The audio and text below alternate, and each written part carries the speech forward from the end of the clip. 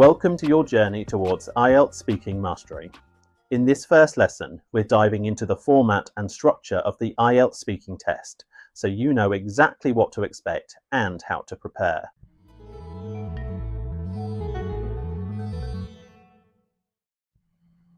What is the IELTS speaking test? Well, the IELTS speaking test is a face-to-face interview with a certified examiner. It lasts 11 to 14 minutes and is the same for both academic and general training candidates. Think of it like a formal conversation. The examiner isn't trying to trick you. They want to see how well you communicate in English. The test has 3 parts. Part 1 is the introduction and interview. This lasts about 4 to 5 minutes. And you'll answer personal questions about topics like your hometown, work, studies, or hobbies. These are easy, everyday topics to help you warm up. Part 2 is the long turn.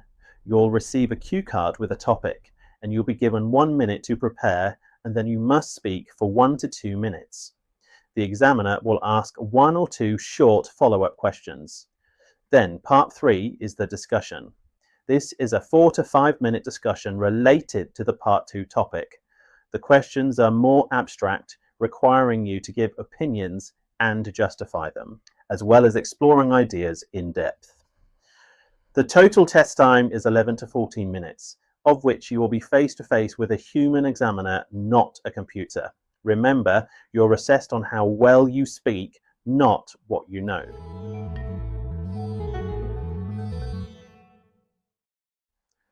So what skills are being tested? Well, the examiner scores you in 4 areas: fluency and coherence, which is how well you speak without hesitation and how logically your ideas are connected; lexical resource, which means your range of vocabulary and how naturally you use it; grammatical range and accuracy, which refers to your control of grammar and sentence structures; and finally, pronunciation, how clearly and naturally you sound. Each area is scored from a band 0 to a band 9, and then averaged to form your overall speaking score. Want a quick tip? You don't need a native accent or perfect grammar. What matters is being clear, consistent, and confident. We'll go into this more thoroughly in the next lesson. However, what to expect on test day. You'll be invited into a quiet room where the examiner will check your ID and begin recording the interview. They'll read from a script to make sure that every candidate gets a fair test. Your answers are not interrupted unless you're off topic or you run out of time. Don't worry, the examiner is trained to help you perform your best. You're not being judged personally. You're being assessed on your language use only. It's very important to remember this.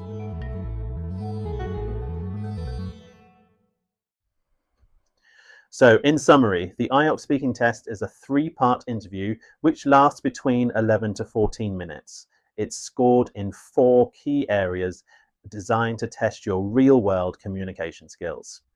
Now that you know exactly what the IELTS speaking test looks like, you're ready to dig deeper. In the next lesson, we'll walk through what happens on test day, so you'll feel calm, confident, and prepared from the moment you walk in. Let's go.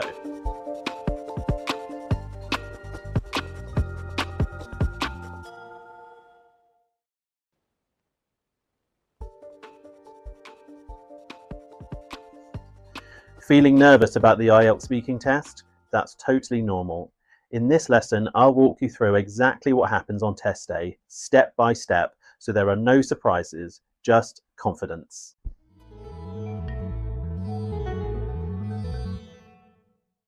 Step 1, arriving at the test centre. Make sure to arrive early, at least 30 minutes before your scheduled time.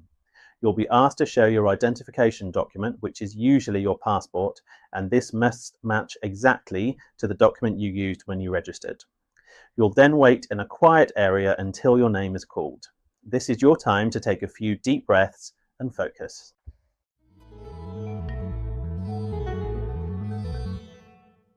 Step 2 is when you meet the examiner.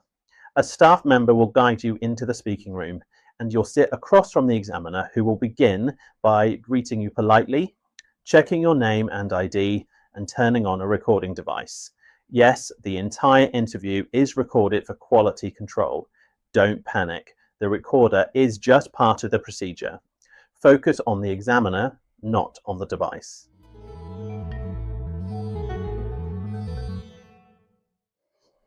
Step 3 is when the interview begins. Remember, there are 3 parts.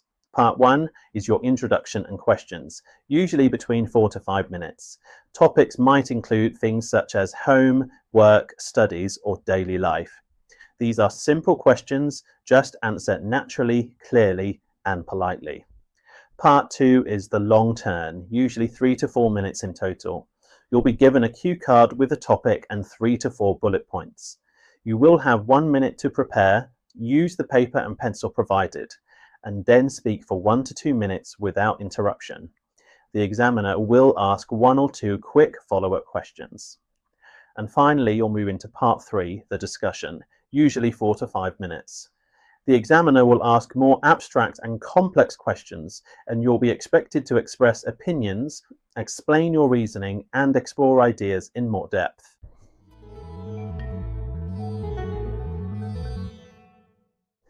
Here's how you'll be assessed. Remember, the examiner is not there to judge your ideas. They're scoring how you use your English. You're assessed on your fluency and coherence, your vocabulary, known as lexical resource, your grammar, such as the range and accuracy, and finally, the pronunciation. Each area is scored from band 0 to band 9. Here's a quick tip. Speak clearly and keep going. Don't worry about making mistakes. Your ability to recover is part of the test.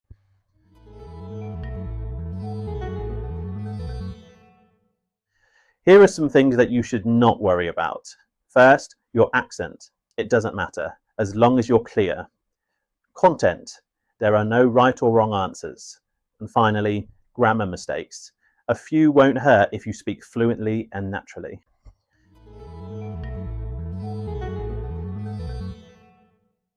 So, to summarize, on test day, you'll meet your examiner in a quiet room. The test lasts for about 11 to 14 minutes, and you'll speak in 3 parts, and everything is recorded. Remember to focus on clear communication, not perfection. And now that you know exactly what to expect, the mystery is gone, and with it, most of the fear.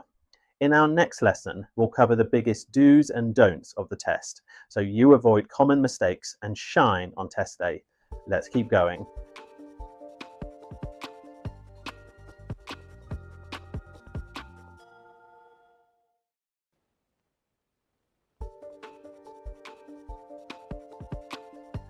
When it comes to IELTS speaking, success isn't just about what you say, it's also about how you say it. In this lesson, I'll show you the key do's and don'ts that can seriously boost or hurt your score.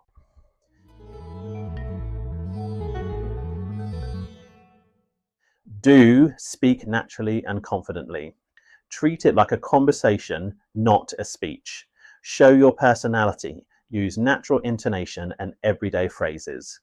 For example, instead of, yes, I do enjoy reading, try, oh, definitely, I love curling up with a good novel at night. Don't memorize answers. Examiners can spot rehearsed language instantly. Memorized phrases sound robotic and may lower your score for fluency. Here's a tip. Prepare your ideas, not scripts. Learn how to respond flexibly. Do expand your answers. One word or short answers won't help you.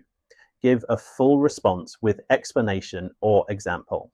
For example, do you enjoy cooking? Yes, I find it really relaxing. I especially like trying out new Asian recipes at the weekend. Don't go off topic. Stay focused. It's great to add detail, but make sure that your answer still relates to the question. Here's a tip. Practice staying relevant while adding examples. Do use a range of grammar and vocabulary. Show off what you know, but don't force big words. Use a mix of tenses, conditional phrases, and topic-related words. For example, if I had more time, I'd probably take up photography. I think it's a great creative outlet. Don't panic if you make a mistake. Everyone makes small grammar mistakes. It's not the end of the world. Correct yourself if you can, and then keep going confidently. Here's a tip. Your fluency matters more than perfection. Quick tip for you, IELTS isn't about sounding perfect, it's about being real, clear and confident in English.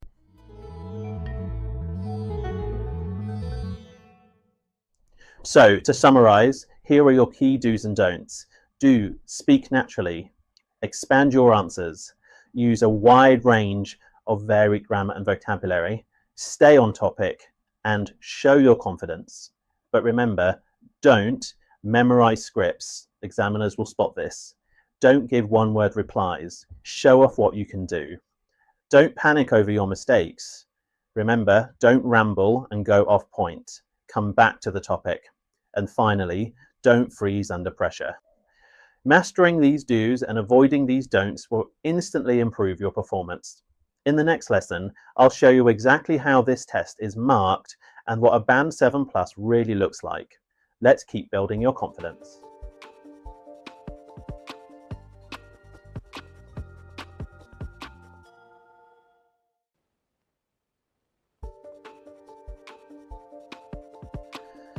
Welcome. Before we dive deeper, let's talk about how you can get the most out of this course. Whether you're aiming for a Band 6.5 or an 8.0, this course gives you structure, strategy, and practice, but you need to use it the right way.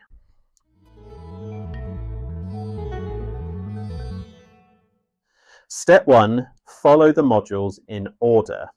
This course is step by step, building on your skills progressively. Start with Module 1, even if you think you know the basics. It's still packed with useful insights. Then move into parts 1, 2 and 3 of the test in Modules 2, 3 and 4. Why? Because jumping ahead means you'll miss the foundation that you need to score higher.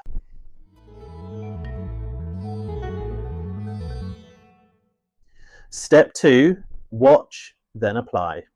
Each lesson has a video walkthrough followed by guided practice.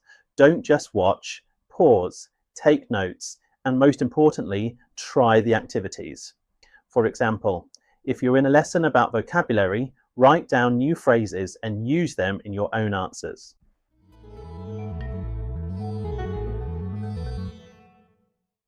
Step 3, record yourself often.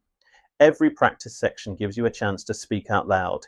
Use your phone or a recording app to hear your pronunciation, fluency, and timing. This is a key part of speaking mastery that many students overlook.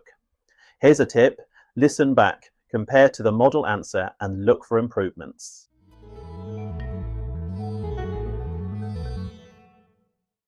Step 4, use the worksheets and quick tips. You'll find downloadable PDFs to help you organize your ideas, review vocabulary, and track your fluency. There are also linked games and exercises to support your learning.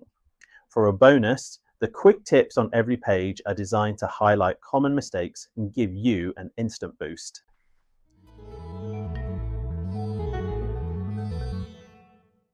Step 5, reflect regularly.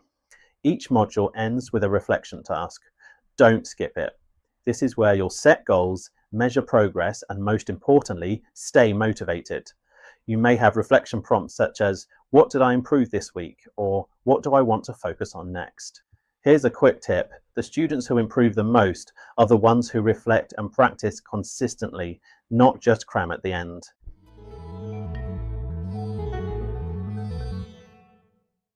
So, to summarize, to use this course like a pro, follow the modules in order, watch and apply each lesson actively, record and review your own speaking, incredibly important, use the worksheets and the vocabulary tools, and finally, reflect on your progress weekly. This course gives you everything you need to succeed, but you are the one who brings it to life. Follow the structure, practice regularly, and reflect often. Let's keep going. Your next lesson is all about understanding how the IELTS speaking test is scored. See you there.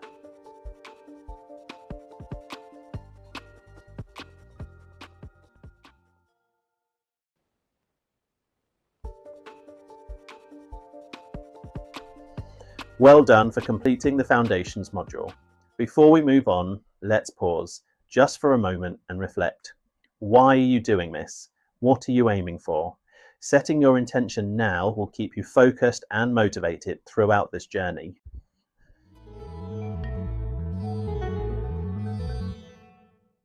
Why intention matters. IELTS isn't just an English test, it's your gateway to opportunity. Whether you're applying to a university, migrating, or chasing a personal goal, naming your why gives you direction. Ask yourself this: what do I want from this course? How will improving my speaking help me in real life?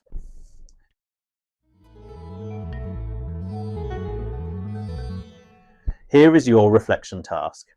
Take a notebook or use the worksheet that we provided and write down your answers to the following 3 prompts. 1. What's my IELTS band goal? Be specific. For example, I want band 7 in speaking to get into my university program. 2. What are my current challenges?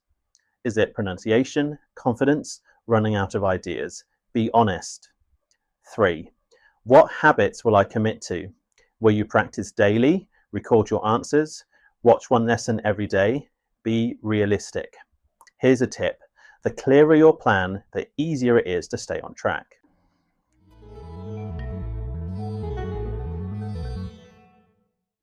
Make sure you come back to this. Your goals might change, and that's okay, but always come back to this intention when motivation drops. Reread it, re-record it, remind yourself what you're working towards.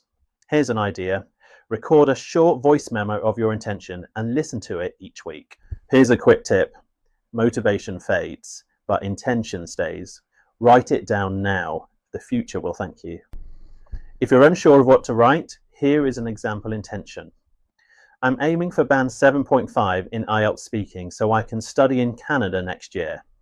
I find it hard to speak fluently without pauses, but I'll commit to practicing 15 minutes every evening. My goal is to complete 1 lesson every day and record myself twice a week.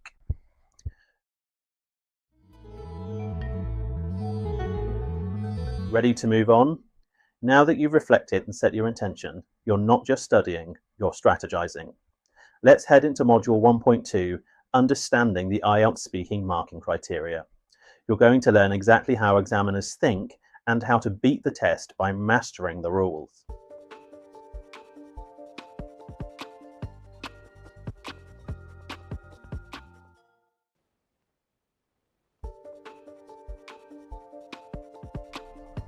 Hi again, and welcome to Module 1.2 of the IELTS Speaking Mastery course. In this lesson, we're diving into something absolutely essential: the band descriptors. These are the exact criteria the examiners use to decide your score. And once you understand them, you'll know exactly what to aim for.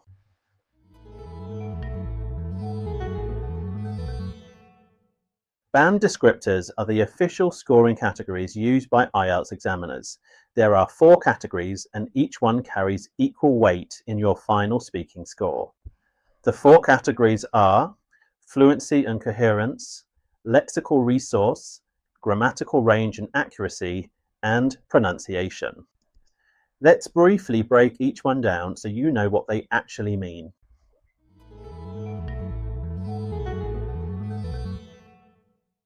Fluency and coherence.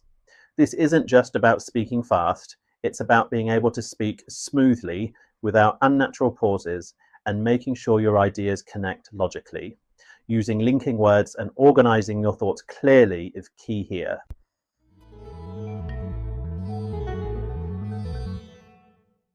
Lexical resource. This is all about vocabulary. Can you use a wide range of words accurately? Do you know idioms or natural expressions? And can you paraphrase when you don't know a word? That's what this category measures.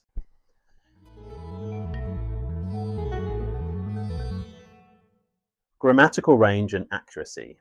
This one checks how well you use grammar, not just if it's correct, but also how complex your sentences are. Using a mix of tenses, conditionals, and sentence structures will boost your score here.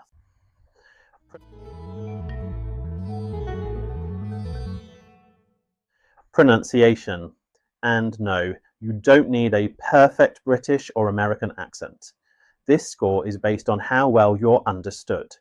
That means clear word stress, intonation, rhythm, and correct pronunciation of individual sounds. Now, here's the most important point. To get Band 7 or higher, you need to perform well across all 4 of these areas, not just one. Many learners think if they speak fluently, they'll get a 7. But if your vocabulary is basic or your grammar is full of mistakes, you won't reach that Band 7 target. In the next few lessons, we'll take a closer look at each category so you know exactly what a high-level answer sounds like and how to build your own. Let's get started and take the mystery out of IELTS scoring once and for all.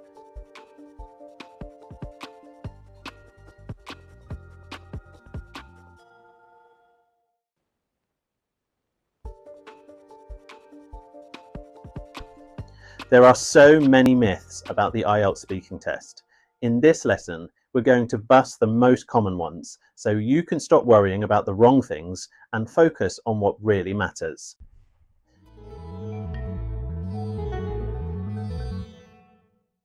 You need a British or American accent to get Band 7+. Absolutely false. Examiners are trained to understand a wide range of accents. You won't lose marks because of your accent, as long as your pronunciation is clear and understandable.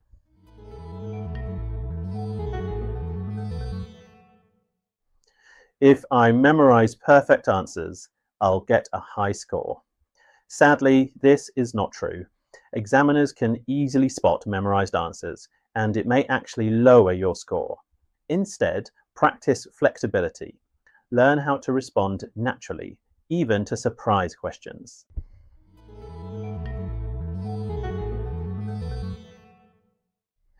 I need to give very long answers to impress the examiner.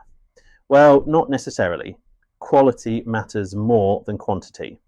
Give answers that are clear, relevant, and structured. Usually around 3 to 5 sentences is perfect.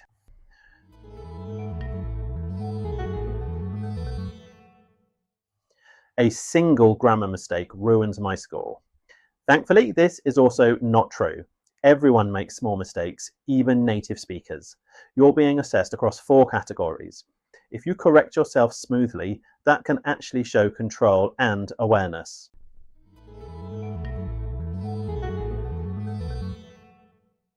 I just need perfect grammar to score well. No, not true.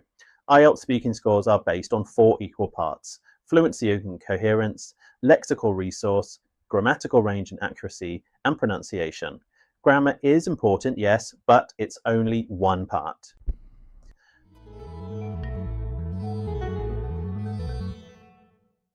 I need to use big, impressive vocabulary to get Band 7+. Well, not exactly. Using complex words is great, but only if they're natural and accurate. Using advanced vocabulary incorrectly will actually lower your score. Focus on words that are appropriate and flexible.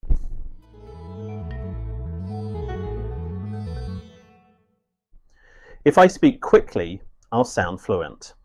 Unfortunately, this is a very common mistake. Fluency means smooth, natural speech, not fast speech. If you speak too fast, it becomes unclear or robotic. It's better to pause, breathe, and speak clearly. Which of these myths did you believe before this lesson? Be honest. Write down one thing you'll stop worrying about and one thing you'll now focus on. Here's an important quick tip. Trust the system. IELTS speaking is designed to reward clear, natural communication, not tricks or hacks. Now that we've cleared up the most common misconceptions, you can stop second-guessing yourself and start focusing on real progress. In the next lesson, we'll take a look at what a high band score actually sounds like and how you can get there.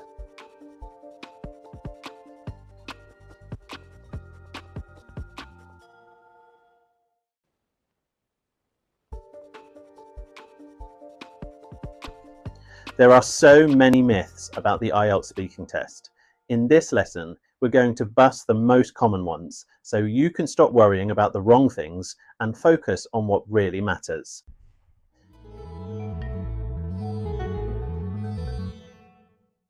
You need a British or American accent to get Band 7 plus. Absolutely false. Examiners are trained to understand a wide range of accents. You won't lose marks because of your accent, as long as your pronunciation is clear and understandable.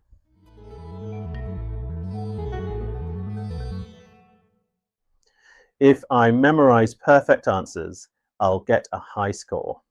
Sadly, this is not true. Examiners can easily spot memorized answers, and it may actually lower your score. Instead, practice flexibility. Learn how to respond naturally, even to surprise questions.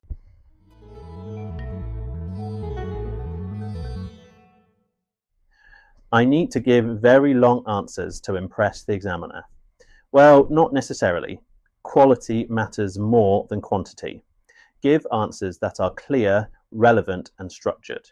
Usually around 3 to 5 sentences is perfect.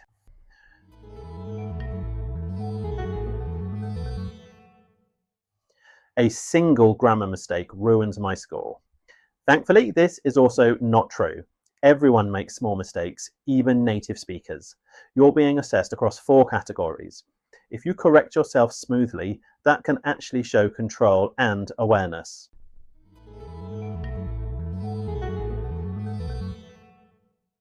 I just need perfect grammar to score well. No, not true. IELTS speaking scores are based on 4 equal parts: fluency and coherence, lexical resource, grammatical range and accuracy, and pronunciation. Grammar is important, yes, but it's only one part.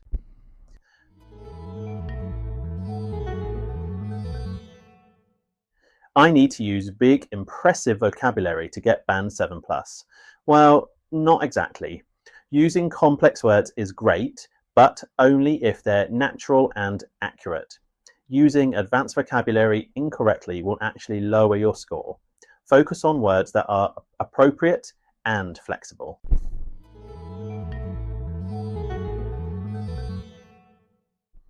If I speak quickly, I'll sound fluent.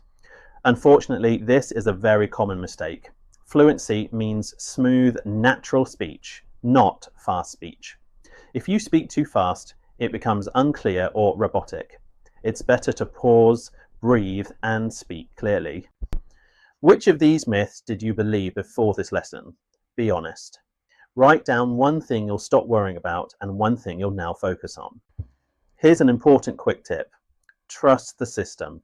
IELTS speaking is designed to reward clear, natural communication, not tricks or hacks. Now that we've cleared up the most common misconceptions, you can stop second-guessing yourself and start focusing on real progress. In the next lesson, we'll take a look at what a high band score actually sounds like and how you can get there.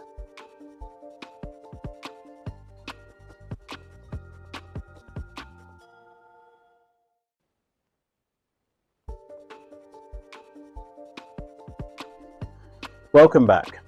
You've learned what the IELTS examiner is looking for and the most common misconceptions that cause people to lose marks.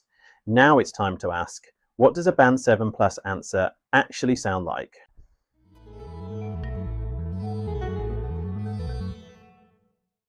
Well, Band 7 plus is not perfect. Let's be clear, a Band 7 or 8 speaker still makes mistakes. What separates them from lower bands is this: they recover smoothly. They use a range of language and they sound natural and confident. Let's take a look at 2 examples. Here's a prompt. What do you like to do in your free time?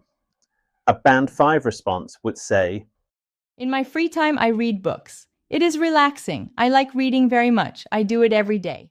Whereas a Band 7 response might sound like this. Well, in my free time, I usually unwind by reading, especially fiction. It really helps me switch off after a busy day. Lately, I've been into mystery novels. Can you notice the difference? The Band 7 plus answer uses natural sounding connectors like well and especially, varied grammar such as present simple and present perfect continuous, and more specific vocabulary, not just books, but fiction, mystery novels. Band 7 plus speakers don't pause too much, and they develop their ideas with clear, connected speech. Their speech flows, even if it's not always perfect. They don't just say good, fun, nice.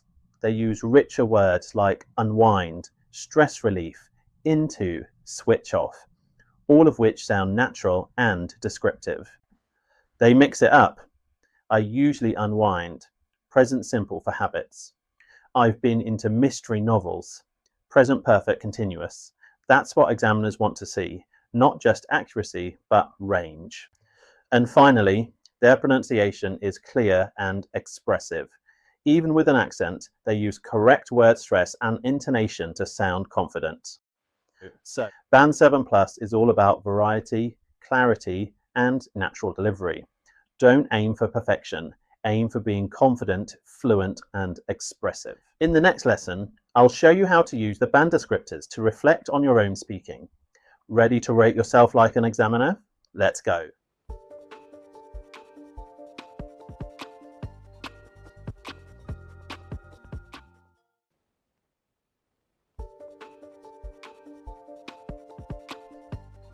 Welcome back.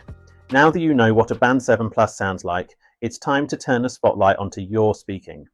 In this lesson, I'll show you how to use the IELTS band descriptors like a teacher to assess yourself and level up faster.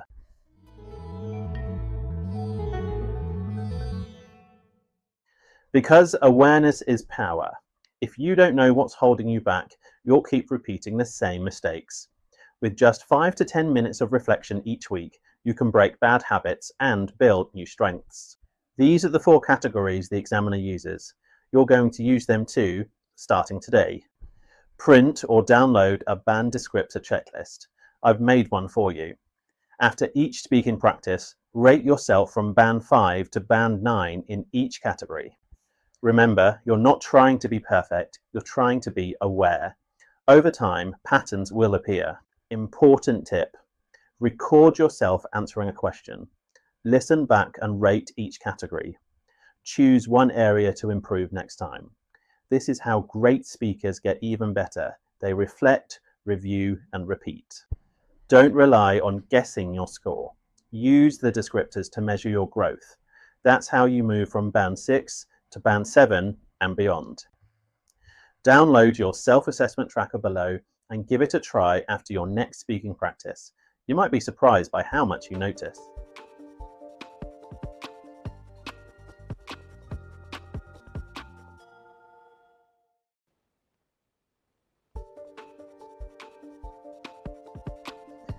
Welcome to Module 1.3.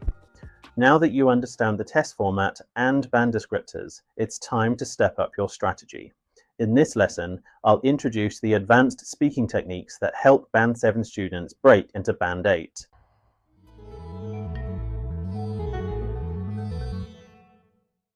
Most students focus only on what to say, but in the IELTS speaking test, how you say it is just as important. Examiners are trained to listen for features like pausing and pacing, natural linking phrases, range of sentence structures, collocations and idioms, intonation and stress patterns, clarity of pronunciation. Some advanced tools that you'll master in this module include strategic pacing and pauses, natural linking phrases, avoiding repetition, effective paraphrasing, powerful collocations, complex sentences, conditional and hypothetical structures, intonation and stress, phonemic awareness. In each lesson, we'll break these down with examples, practice exercises, and tips for using them in real exam conditions. If you're aiming for a Band 7.5 or higher, these advanced techniques are non-negotiable.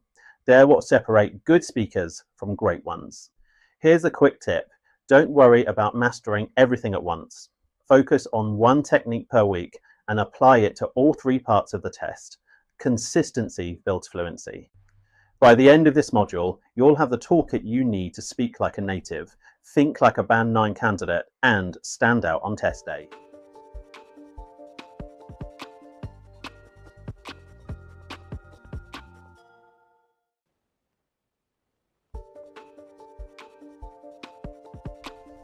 Welcome back.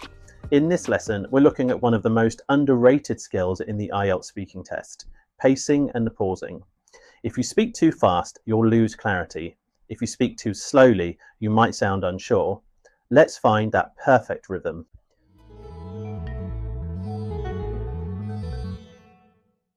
So why does pacing matter?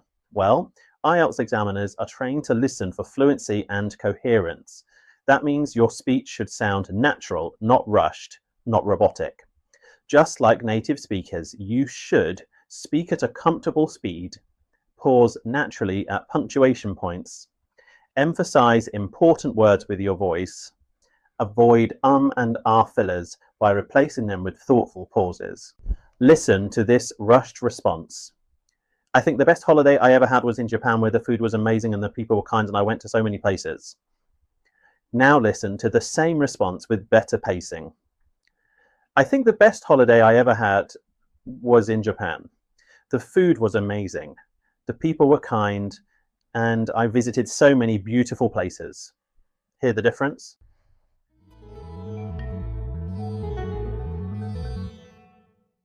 Here's how to use the rule of pause. 1 second pause after a full stop. A half-second pause after a comma. Pause before and after important phrases to create impact. For example, to be honest, I prefer working alone. In my opinion, schools should focus more on creativity. Now it's your turn. Read the sentence below out loud and follow the pause marks.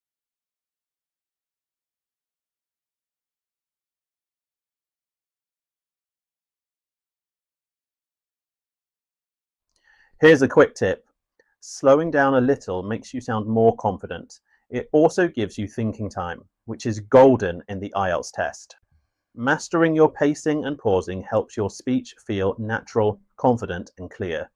It also reduces your need for fillers and gives you time to think. A small shift, but a huge impact.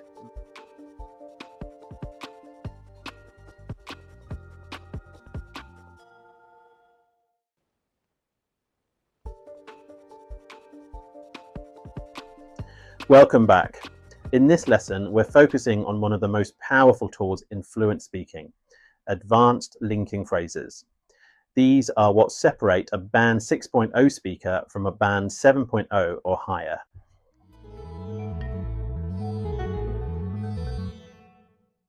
Linking phrases help your ideas flow smoothly. They guide the listener through your response and show clear, logical thinking. Think of them as signposts. They keep your answer organized and natural. Here are some advanced linking phrases grouped by purpose. Adding ideas. What's more, not only that, but furthermore. Giving examples. For instance, to illustrate this, a good example is showing contrast. On the other hand, nevertheless, that said, and finally, showing cause and effect. As a result, therefore, this means that. Let's compare two versions of an answer. I enjoy swimming. It helps me relax. I also like jogging. I enjoy swimming because it helps me relax.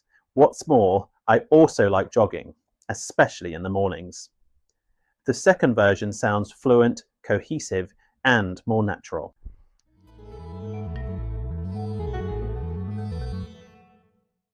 Quick challenge. Match the phrase to its purpose. Nevertheless, for instance, as a result, what's more. Pause the video now and try it. Here's a quick tip. Don't force these phrases. Use them naturally. If a phrase feels too formal, choose a simpler alternative. Fluency is about flow, not complexity. Try answering this part 1 question using at least 2 advanced linking phrases. Question 1. What do you usually do on weekends? You could use what's more, for instance, or nevertheless.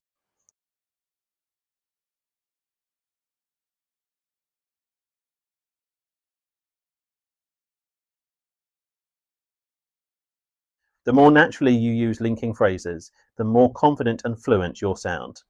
You don't need to memorize 50 of them, just master a few and use them with ease.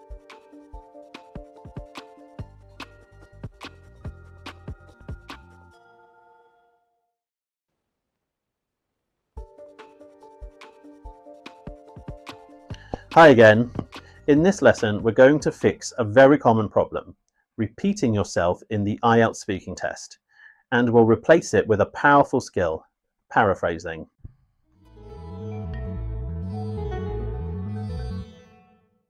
Repeating the same words again and again could make your answer sound unnatural and limited. Examiners are listening for range. If you use the same vocabulary 3 times, it suggests you don't know how to express yourself differently. Here is an example of a repetitive answer versus a paraphrased answer.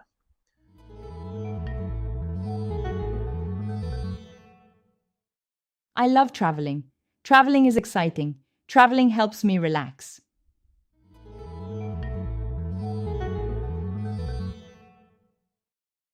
I love traveling.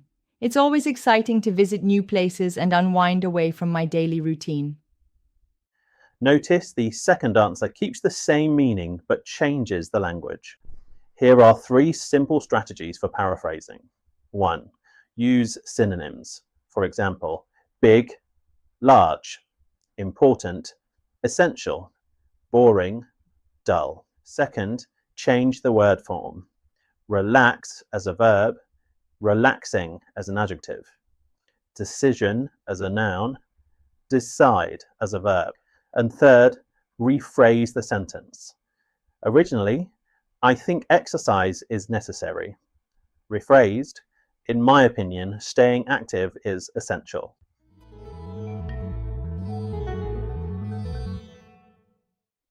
Try this. I enjoy watching films because they are fun.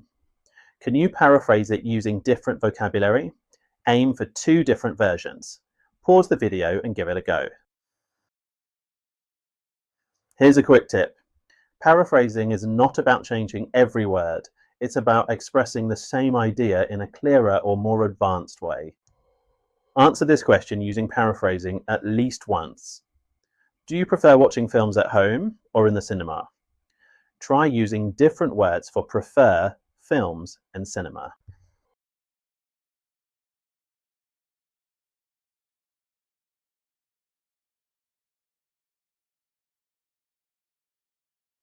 Don't worry if it feels difficult at first. The more you practice paraphrasing, the more fluent and flexible you'll sound. And remember, even a small change in wording shows your vocabulary range.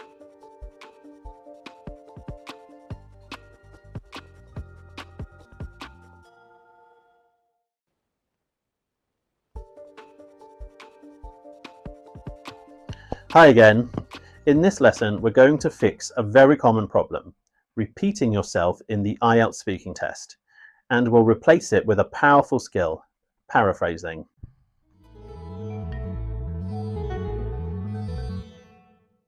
Repeating the same words again and again could make your answer sound unnatural and limited.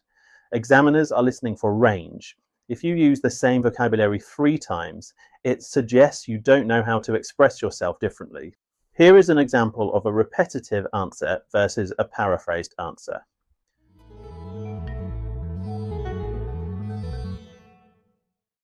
I love traveling. Traveling is exciting. Traveling helps me relax.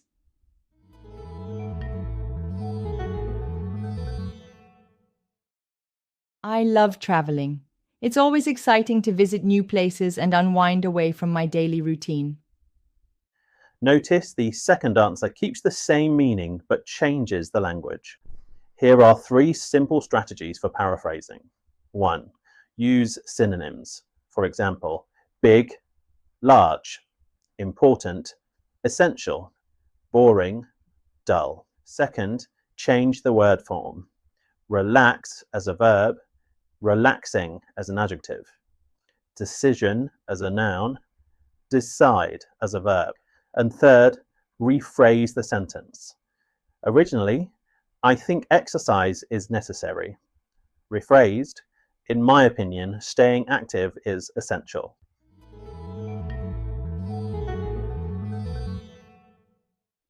Try this. I enjoy watching films because they are fun. Can you paraphrase it using different vocabulary? Aim for 2 different versions. Pause the video and give it a go. Here's a quick tip. Paraphrasing is not about changing every word. It's about expressing the same idea in a clearer or more advanced way. Answer this question using paraphrasing at least once. Do you prefer watching films at home or in the cinema? Try using different words for prefer, films, and cinema.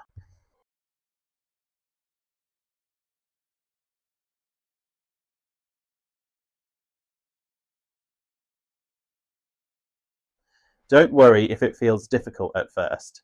The more you practice paraphrasing, the more fluent and flexible you'll sound. And remember, even a small change in wording shows your vocabulary range.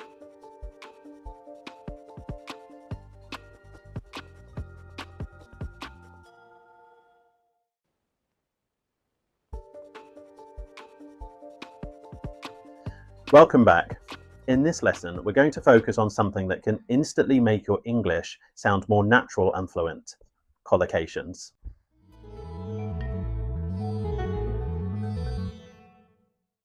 So, what are they? Well, collocations are words that naturally go together in English. Native speakers use them without thinking, and if you want to sound fluent, you should too. Here are some examples. Make a decision, not do a decision. Strong coffee, not powerful coffee. Heavy rain, not big rain. Using collocations correctly shows the examiner that your English is smooth and real-world ready.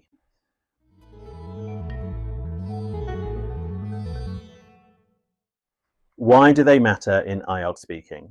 Well, collocations boost your lexical resource score, one of the 4 IELTS criteria. They also help with fluency and make your answers easier to understand. Here are some useful collocations by topic. Feel free to note them down. Travel, book a flight, go sightseeing, home, pay rent, live in a shared flat, work, gain experience, attend a meeting, study, do research, pass an exam, future plans, set a goal, follow a dream.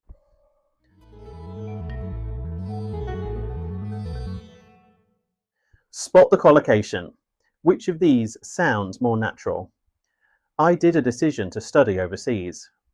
I made a decision to study overseas. That's right.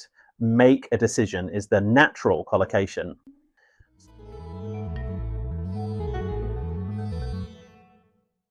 Let's practice. Fill in the missing word in these collocations. Pause and try them.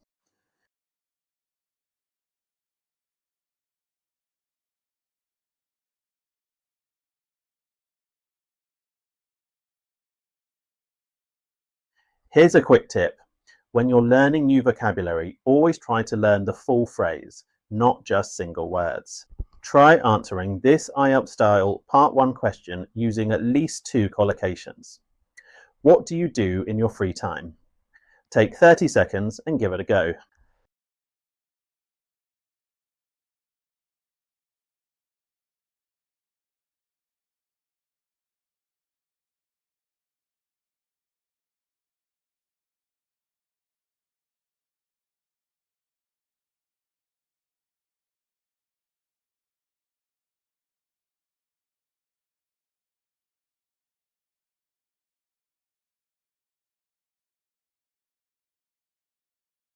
Collocations are your secret weapon for sounding fluent. Start listening for them in movies, articles, or conversations, and make them part of your answers.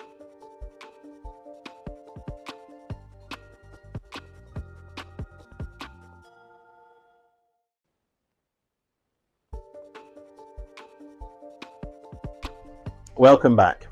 In this lesson, we're going to learn how to build complex sentences that sound natural, fluent, and, most importantly, help boost your IELTS score.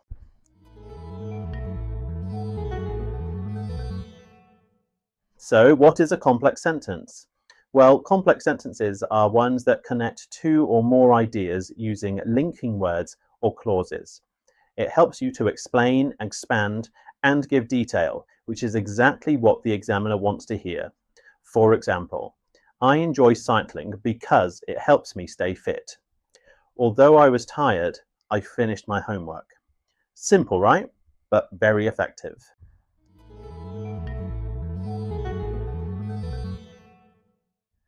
So why should we use complex sentences in the IELTS test? Well, the IELTS examiner looks for a range of grammatical structures. Using well-formed complex sentences shows that you can connect your ideas and use grammar flexibly and accurately. This directly affects your grammatical range and accuracy score. Let's look at 3 useful types of complex structures you can use in your speaking test. 1. Cause and effect. I didn't go out because it was raining. I study every day so that I can improve my English. 2. Contrast. Although I love fast food, I try not to eat it often. While some people prefer cities, I enjoy rural life. And 3. Time clauses. I usually listen to music when I walk to school. Before I sleep, I always review vocabulary.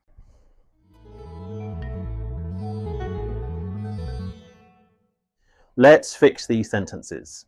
Which of these sounds more fluent? I like swimming. It is fun. I like swimming because it is fun. I go to the gym. I want to stay healthy. I go to the gym so that I can stay healthy. That's how you turn simple ideas into high-level answers. Here's a quick tip. Use a variety of linking words like although, even though, while, as soon as, since, and unless to show flexibility.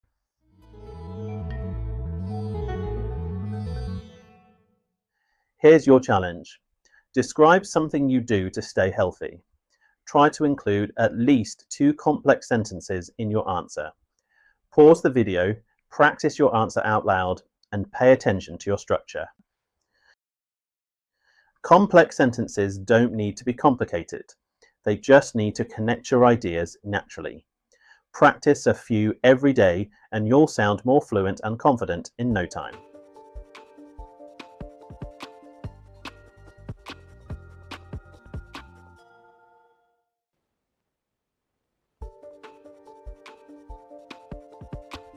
Welcome back. In this lesson, we'll explore how to use conditional sentences and hypotheticals, 2 incredibly powerful tools to show depth, imagination, and flexibility in your IELTS speaking answers.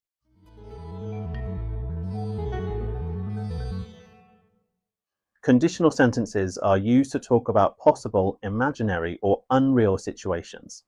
They help you sound more fluent and reflective, especially in part 3 of the speaking test. Let's break it down. Type 1. Real and possible. If I have time this weekend, I'll go to the beach. Use this to talk about likely future events. Type 2. Unreal or hypothetical present. If I had more free time, I would learn to play the guitar. Use this to talk about imaginary or unlikely situations now. Type 3. Unreal past. If I had studied harder, I would have passed the test. Use this to reflect on a past situation that didn't happen. In IELTS, Type 2 is especially useful when giving opinions or imagining alternative scenarios.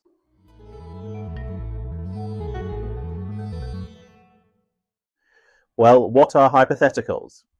These are similar to conditionals, but often use phrases like, I would say, if I were in that situation, let's imagine. Suppose you had the chance. Here's an example. Let's imagine you could live anywhere. I probably choose Japan for its culture and safety. So why should we use them? Well, it shows that you can speculate and think deeply. It highlights flexibility in grammar and vocabulary, and it impresses the examiner with Band 7+ structures.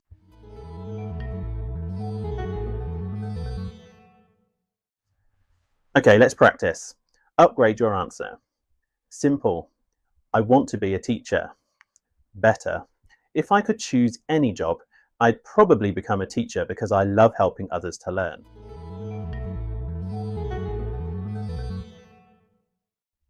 Simple. I don't like big cities. Better. If I had the choice, I prefer living in a smaller town. It feels more peaceful. Here's a quick tip. Mix conditional structures naturally. Type 2 for imagination, Type 1 for real possibilities, and hypotheticals for deeper answers.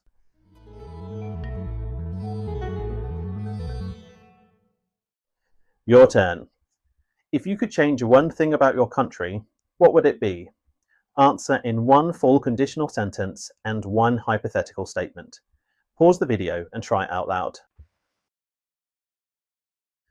Using conditionals and hypotheticals helps you speak like a native, thoughtful, flexible, and fluent. Keep practicing, and soon they'll become second nature.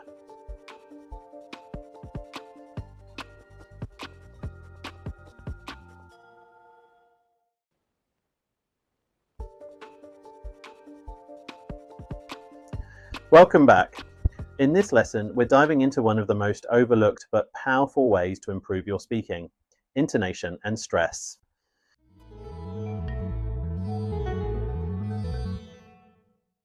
Intonation is the rise and fall of your voice when speaking.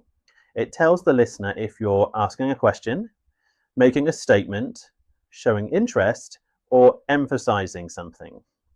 Compare these two. I like it. I like it.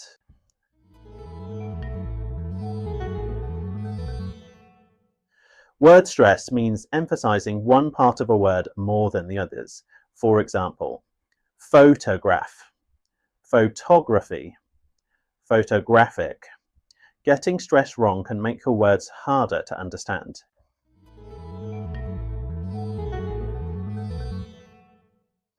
Why does it matter? Well, clear intonation and stress help you to sound more natural and confident, avoid monotone speech, convey emotion, contrast, and meaning, and they improve your fluency and coherence and pronunciation scores.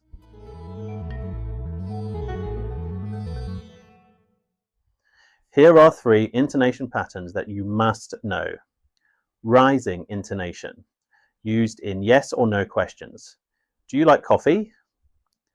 Falling intonation, used in statements and questions. Where do you live? The fall and rise intonation, used for hesitation, uncertainty, or contrast. Well, I could go out, but I'm a bit tired. Here's a pro tip. Use intonation to show enthusiasm when giving personal opinions, and stress the key words when answering questions. Here's an example. What do you like about your job? Well, I really enjoy the flexibility and creative freedom.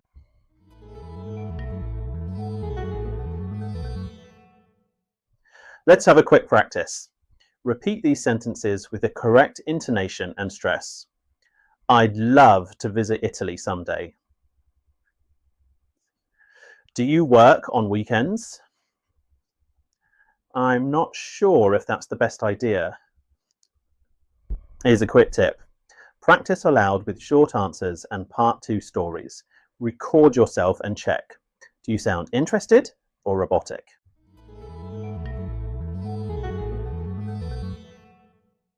Here's a mini challenge. Answer this. Describe a time you felt proud of yourself. Focus on the rising and falling tone, clear word stress, and showing emotion with your voice.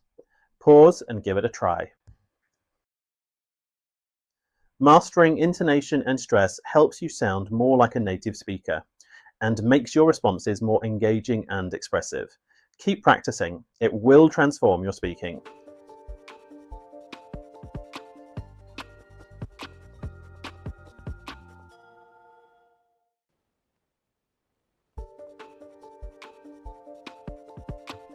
Welcome! In this lesson, we're sharpening one of the most technical but essential skills for clarity in IELTS speaking: phonemic awareness.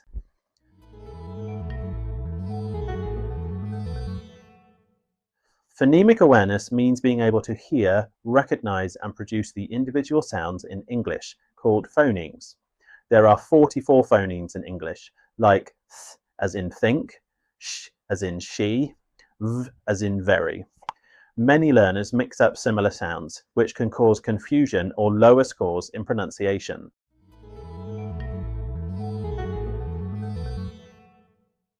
So why does this matter? Well, examiners are trained to listen for how well you produce individual sounds, how you link words, and whether your accent affects understanding. If your speech is clear and accurate, you'll score higher. If your pronunciation causes confusion, your score may drop, even if your grammar is perfect.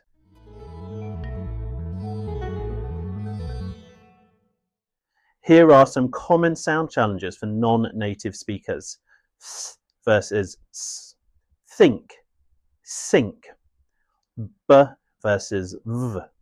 Best, vest. L versus light, right. E versus I. Sheep, ship. Practice pairs like thin, sin. Bat, vat. Long, wrong. Beat, bit.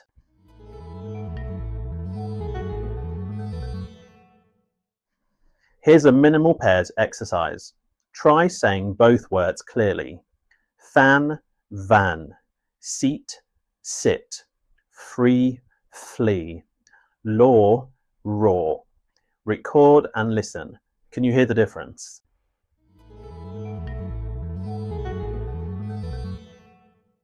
Linking and connected speech. In fluent speech, sounds link together. I want to eat becomes I wanna eat. Could you becomes could ya. Connected speech shows natural fluency, but be careful. Don't rush.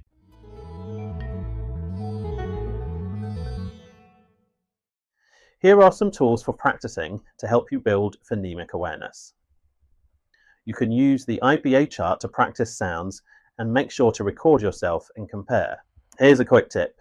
Improving 1 or 2 weak sounds can boost your score dramatically. Start with sounds that confuse your listeners, then practice them in full sentences.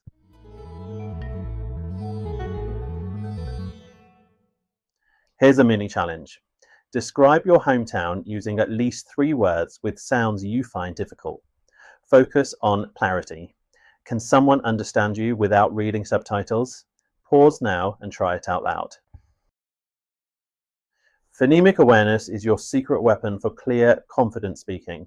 You don't need a native accent, just clarity and accuracy. Train your ears and mouth, and keep going.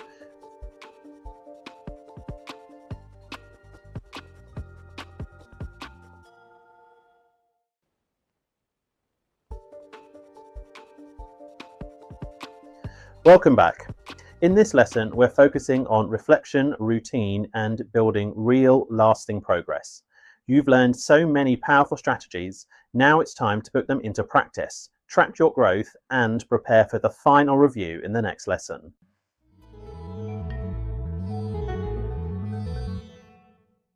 Most IELTS candidates keep speaking, but they never stop to review. And this is where you're different. Reflecting on your performance each time helps you spot patterns, fix mistakes, and boost your band score faster.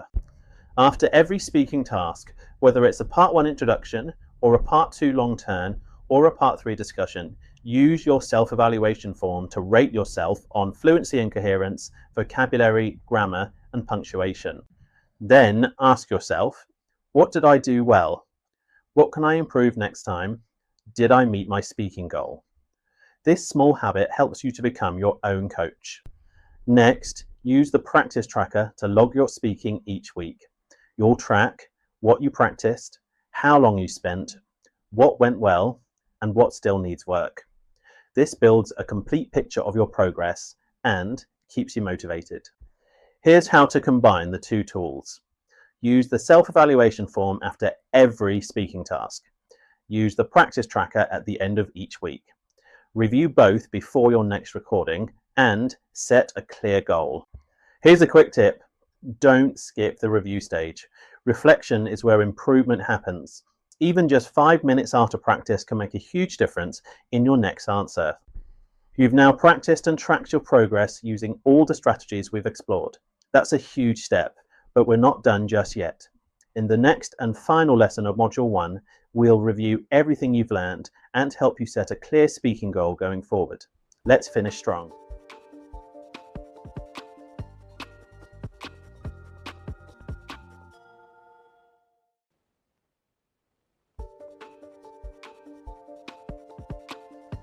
Welcome to Module 2. In this lesson, we're taking a close look at the very first part of the IELTS speaking test, part 1. It's often called the warm-up, but don't let that fool you. This is your first chance to show the examiner you can speak fluently and naturally.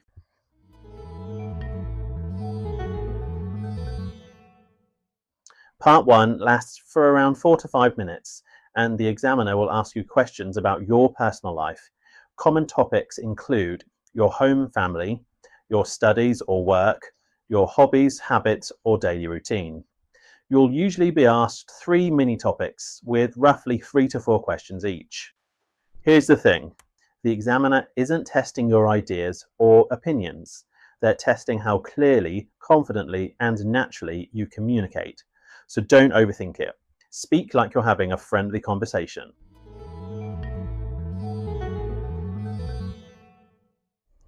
So let's review the key facts. It lasts around 4 to 5 minutes, approximately 9 to 12 questions, all personal and familiar topics, and no need to prepare deep or long answers. Your goal is to give short, fluent, natural answers, ideally 2 to 4 sentences per question. Here's an example. What do you usually do in the evening? I normally relax after work. I like to watch a TV series or read a book before bed.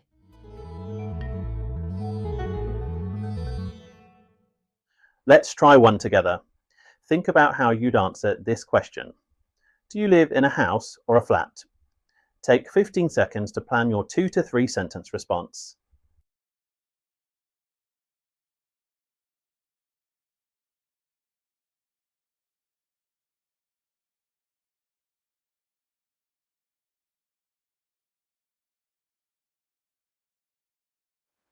Remember, this is the easiest part of the test. Stay calm, smile, and keep your tone friendly and relaxed. Part 1 is your warm-up, but also your first impression. Master it and you'll start the test with confidence.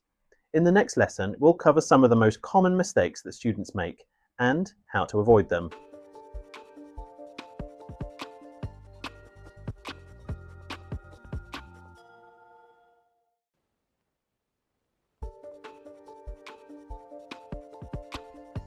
In this lesson, we're tackling something that holds a lot of candidates back. The most common mistakes and bad habits in part 1 of the IELTS speaking test. Let's break them down so you can avoid them completely.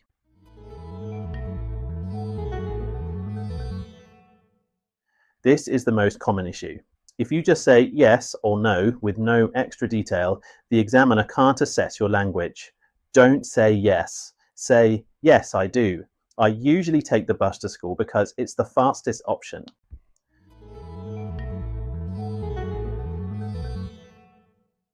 Avoid answers that sound scripted or unnatural. The examiner wants to hear you, not a rehearsed textbook response. Speak naturally, like in a real conversation.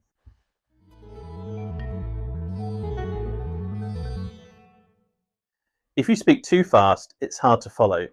If you speak too slowly, it sounds like you're struggling. Aim for a comfortable, relaxed speed, just like chatting with a friend.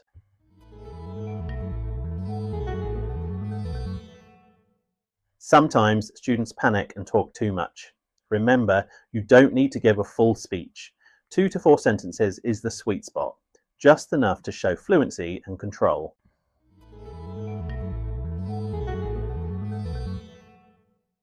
Don't try to impress the examiner with big words you don't usually use.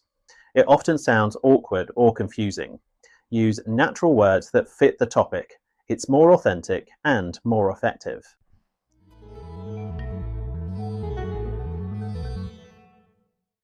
Another habit to watch out for is repeating the full question. My favourite food is pizza. Try, I'd probably say pizza. I love the flavour. It sounds more fluent and less robotic.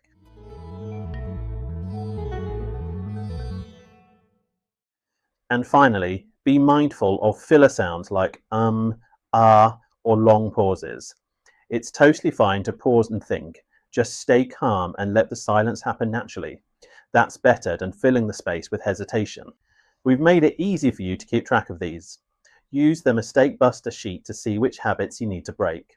And then use the Bad Habit Tracker to reflect on your performance after every practice session. Here's a quick tip. Self-awareness is your biggest tool. If you know your habits, you can fix them, and fast. The more mistakes you can eliminate early, the more confident and natural you'll sound on test day. In the next lesson, we'll explore what a great Part 1 answer sounds like and how to create your own.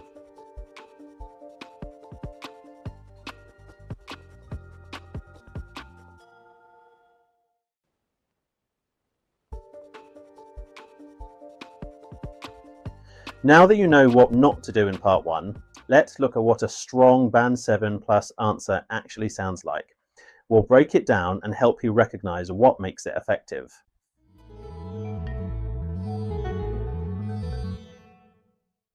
A great IELTS Speaking Part 1 answer is natural, like you're having a friendly conversation.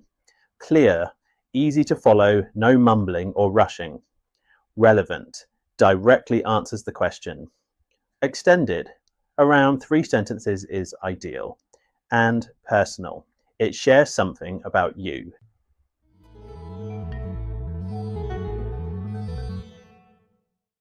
What do you usually do in the evenings?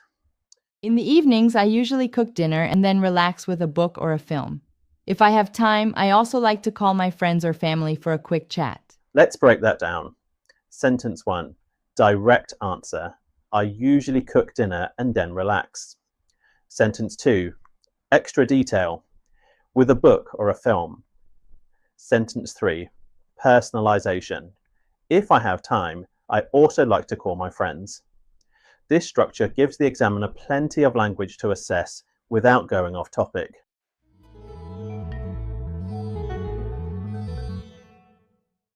When you practice your own answers, ask yourself, did I answer the question directly? Did I give 2 to 3 clear connected sentences? Did I sound like myself, not a robot? Did I show some range in my vocabulary or grammar? Let's compare again.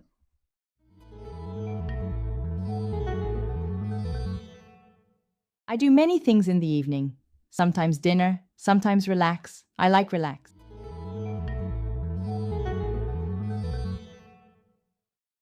In the evenings, I usually cook dinner and then relax with a book or a film. Which one would you prefer to listen to?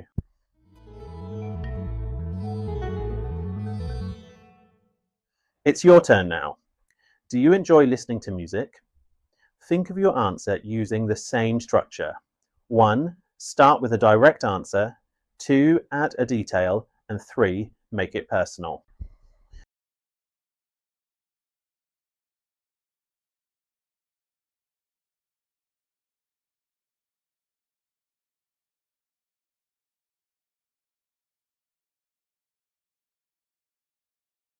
Here's a quick tip.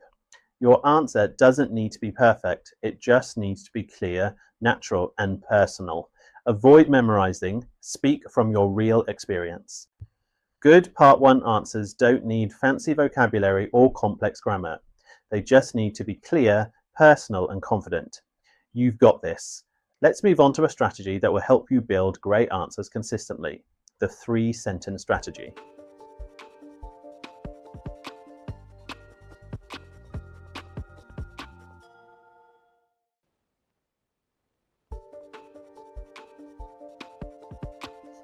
Welcome back. In this lesson, you're going to learn a simple but powerful strategy that worked brilliantly in IELTS Speaking Part 1. It's called the 3-sentence strategy. Why 3 sentences? Because it's just right. Not too short, not too long, and easy to manage under pressure.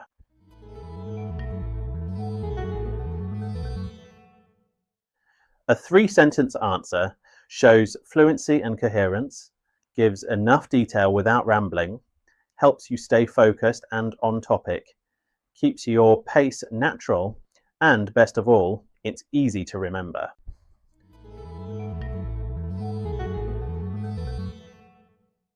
Do you enjoy reading? Yes, I really enjoy reading in my free time. I especially love fiction because it helps me relax and use my imagination. Recently, I finished a novel by Haruki Murakami and it was amazing. Let's break that down. Sentence 1, direct answer. Sentence 2, expand with a reason or detail. And sentence 3, Add a personal example or comment.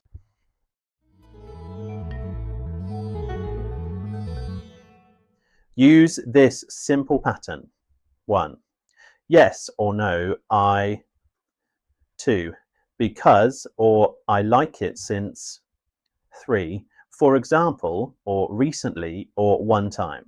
It works for almost any Part 1 question.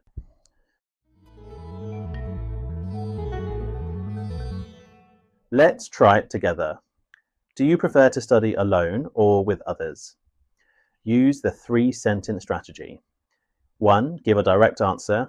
2. Give a reason. And 3. Give a personal example.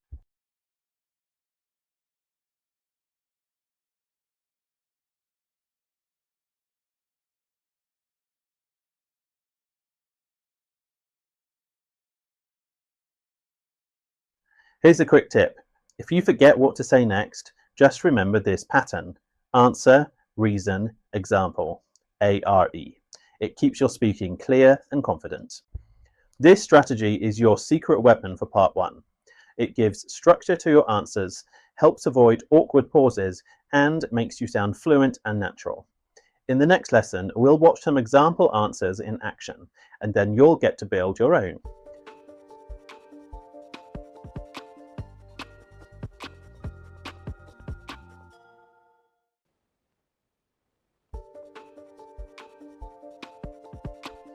Welcome back. In this lesson, I'll show you how to use the 3-sentence strategy to confidently answer IELTS Speaking Part 1 questions. You'll hear realistic model answers broken down step by step so you can start sounding like a Band 7+ candidate.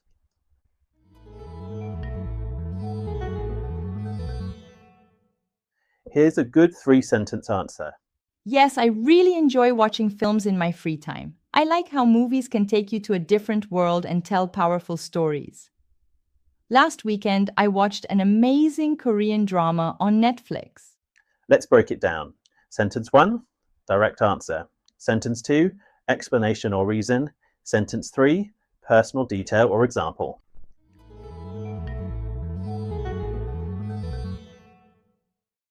I really like spicy food, especially Asian cuisine. I find it exciting because of all the strong flavors and different textures. My favorite dish is probably Thai green curry. It's so rich and creamy. See how this feels natural and personal? That's what the examiner wants.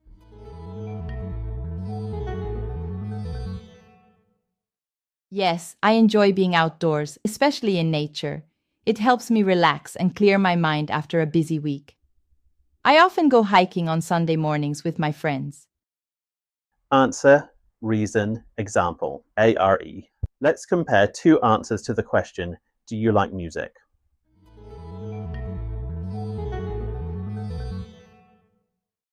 Yeah, I like it. It's good. It's too short, there's no detail, and it's not natural.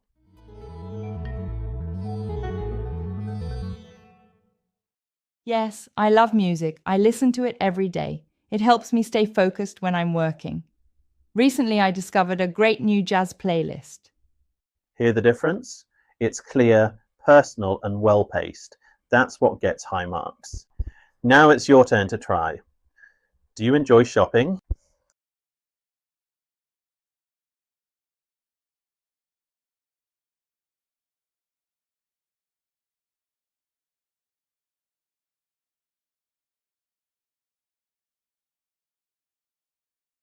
Don't try to memorize answers. Instead, practice using this structure with lots of different topics. That way, your replies will always sound natural and confident. The 3-sentence strategy gives your answers rhythm, detail, and personality. In the next lesson, you'll have the chance to improve your own answers using this method.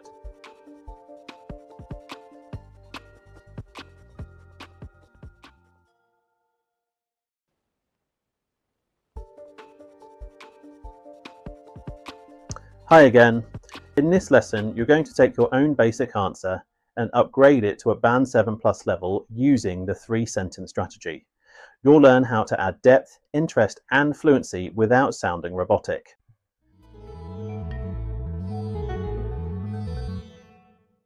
Let's start with a simple answer. Yes, I enjoy reading. It's fun.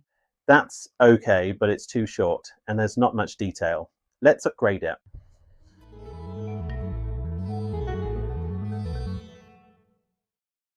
Yes, I really enjoy reading, especially fiction. It helps me relax and escape from daily stress. Right now, I'm reading a novel by Haruki Murakami. It's fascinating. Much better. It answers the question, gives a reason, and adds a personal detail.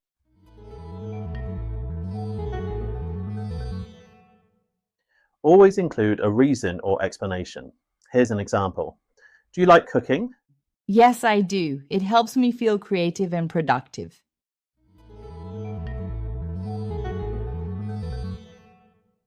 Personal stories make your answers feel real. Here's another example.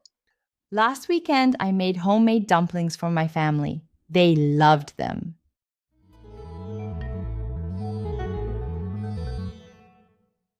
Avoid boring or memorized phrases like I am fond of or I always do. Instead, try natural expressions such as I'm really into or I tend to or even I usually find that.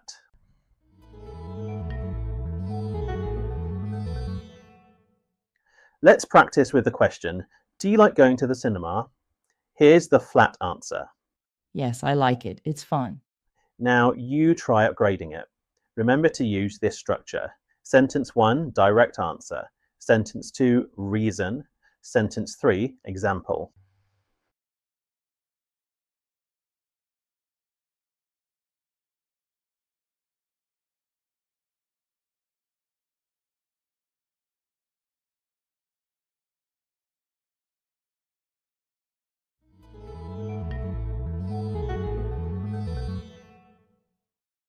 Yes, I love going to the cinema, especially with friends. It's a great way to unwind and enjoy a story on the big screen. Last month, we watched the new Spider-Man film. It was brilliant. Here's a quick tip. Upgrading your answer doesn't mean using big words. It means adding clarity, feeling, and flow. Show the examiner who you are. Well done. You're learning how to sound more natural and confident. If you're practicing with a partner, try using the peer review template to give each other some helpful feedback. In the next lesson, you'll get the chance to build and record your own 3-sentence responses using real IELTS questions.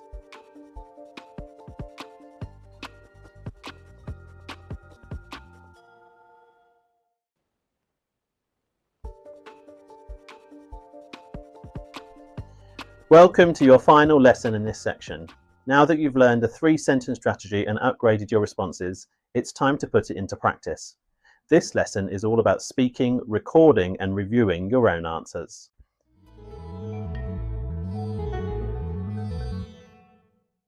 Your mission today is simple. Choose a few Part 1 questions from our topic list. Answer each one using the 3-sentence strategy. Record yourself, listen back, and reflect. Don't worry about perfection. This is about building fluency and confidence.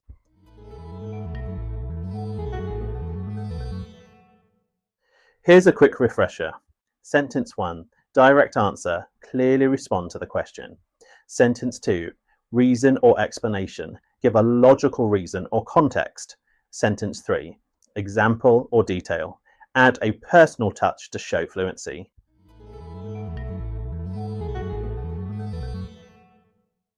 Here are some Part 1 questions to choose from.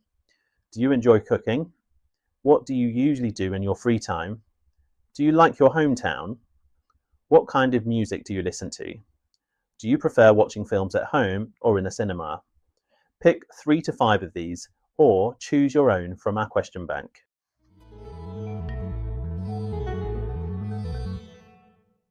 Step 1.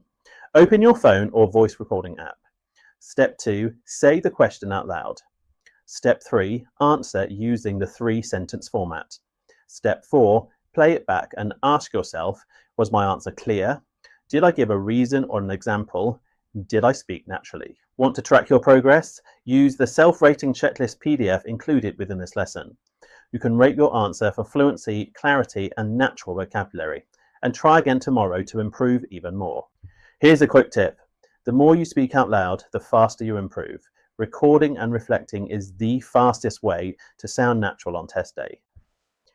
Great work today. You've now built real confidence with personal topic questions and a 3-sentence strategy.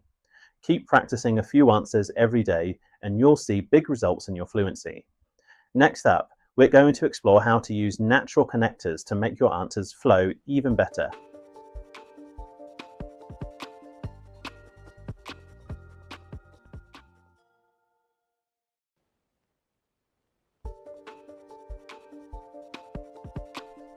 Welcome to a brand new section, and this one's a game changer. Today, we're diving into natural connectors, simple words and phrases that help your speaking flow smoothly, just like a native speaker.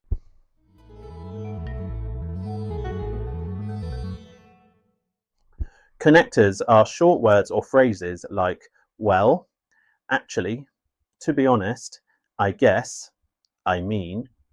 These aren't just fillers, they show your thinking process and make your speech feel relaxed and realistic.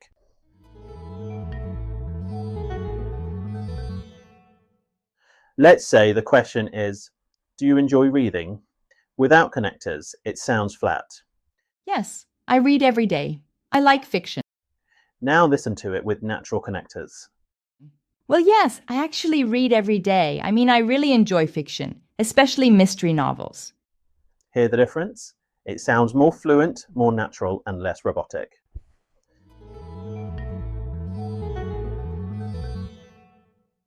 Remember, the IELTS examiner is listening for fluency and coherence, how smoothly your ideas connect, spontaneity, you don't sound memorized or rehearsed, and confidence. Natural connectors help you sound calm and in control.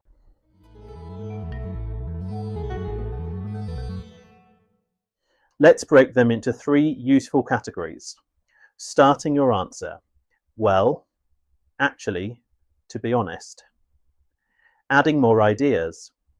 And also, not only that, plus. Showing uncertainty or opinions. I guess, I suppose, it depends. Don't memorize them all, just get comfortable with 2 or 3 in a natural way.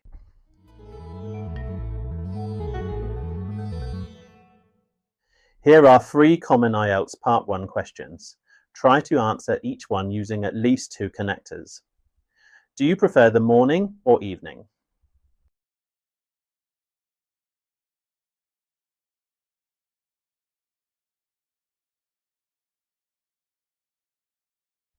What do you usually eat for breakfast?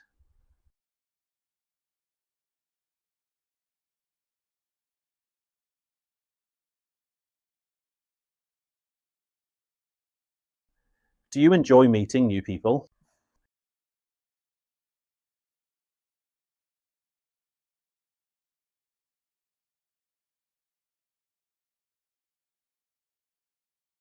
Here's a quick tip. Natural connectors help your brain buy time while sounding fluent. Instead of saying, try using well or I guess to stay in control. You don't need fancy linking phrases to score high in IELTS speaking. Just speak the way confident English speakers do, with natural rhythm, real phrases, and a relaxed flow. In the next lesson, we'll show you how to upgrade flat answers by using these connectors step by step.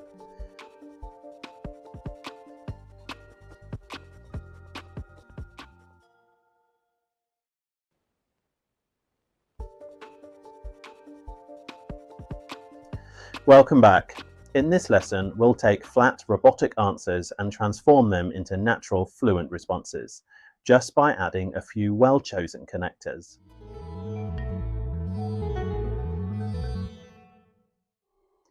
Flat answers are grammatically correct, but they feel dull or unnatural. Fluent answers use natural connectors to show spontaneity, emotion, or hesitation, just like a real conversation.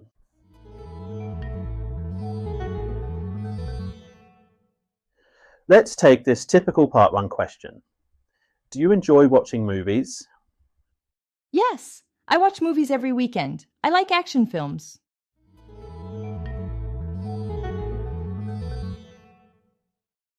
Yeah, definitely. I actually watch movies every weekend. I guess I'm really into action films. They're exciting. Notice the difference? Yeah, definitely adds tone and emotion. Actually makes it sound personal. I guess softens the opinion naturally. This is the kind of speech examiners love.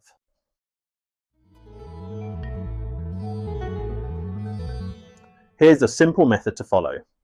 Start with a soft connector, such as well, yeah, I suppose, or to be honest. Then add a natural opinion. I actually, I guess, or I'd say, and then use a follow-up detail or reason. For example, if the question is, do you like cooking? You could say, To be honest, I do. I actually cook a lot during the week. I find it really relaxing.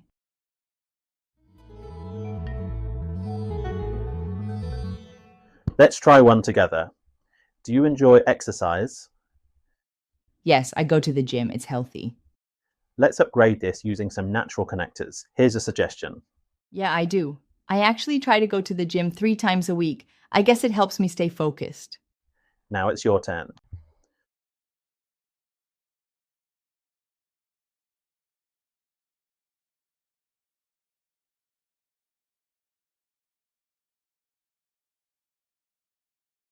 Here's a quick tip. Avoid sounding memorized. Use real language. Even short connectors like well or I guess make your answers more believable.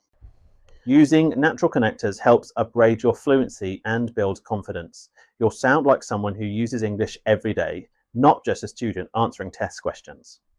In the next lesson, we'll guide you through building your own answer using connectors, one phrase at a time.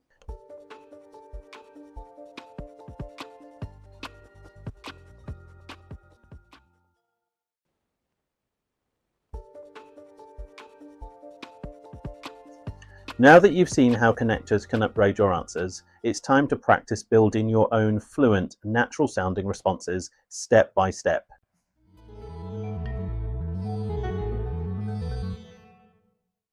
When speaking in part 1, your goal is a 3-part answer. Connector plus opinion, extra detail, personal example or reason. Let's walk through that together.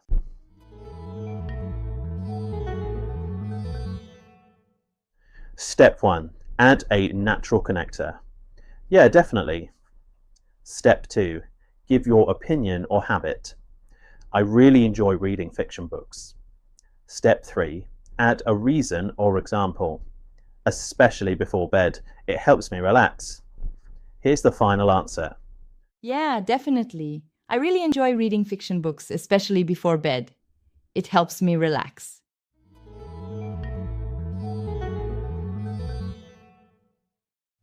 Now it's your turn. Let's build it together. Step 1, connector. Step 2, add a detail. Step 3, finish with a reason. You can write it out or speak it aloud. Just make sure it flows naturally.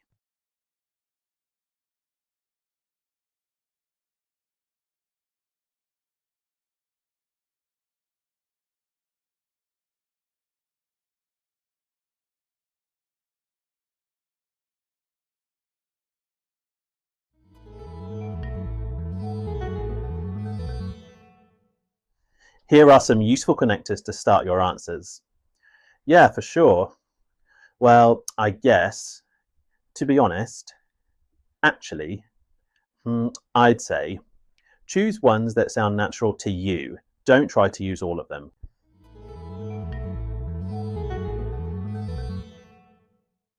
Here are 3 common IELTS Part 1 questions.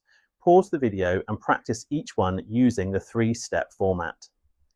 Do you like travelling? What kind of music do you enjoy? Do you prefer mornings or evenings? Remember, use a connector, a detail, and a short reason for each. Here's a quick tip. Keep it real. Don't try to sound too academic. Use relaxed, natural phrasing that fits your personality. You've now got the tools to turn a simple answer into a confident, connected response. Remember, one strong connector and one good reason go a long way. Next up, we'll put all this into action with a set of real IELTS questions for you to practice.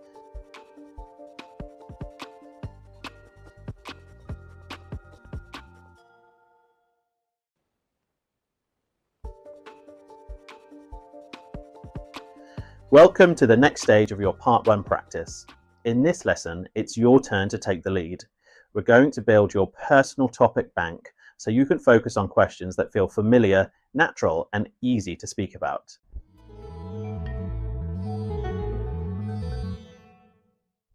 The examiner won't tell you in advance what they'll ask, but the good news, the topics are always familiar. Think hobbies, travel, food, daily habits, friends, family, and your hometown. In this lesson, you'll scan through a big bank of typical IELTS Part 1 questions. Your task is to highlight the ones that feel comfortable, the ones you could easily talk about for 20 to 30 seconds. You'll also find a worksheet where you tick your favourite topic and write your own answer using the strategy. More on that in the next lesson. The goal here is not to prepare memorised answers, it's to find your zone. When you speak about topics you enjoy, your answers flow more naturally, your tone becomes more confident, and your fluency improves.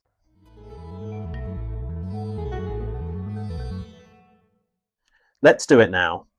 Go through the full topic bank, highlight 3 topics you feel most comfortable with, then pick your number 1 favourite topic, and we'll work with that in the next lesson. Here's a quick tip. Choose topics you care about. You don't need perfect answers, you just need real, natural ones. The best Part 1 answers are the ones that sound real, relaxed, and personal. In the next lesson, we'll start planning out your responses using our 3-sentence strategy, so you're ready for anything on test day.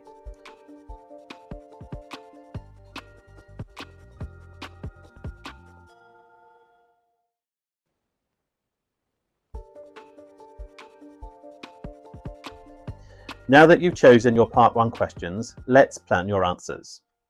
In the IELTS speaking test, there's no time to write, but having a mental plan gives you structure, confidence, and fluency.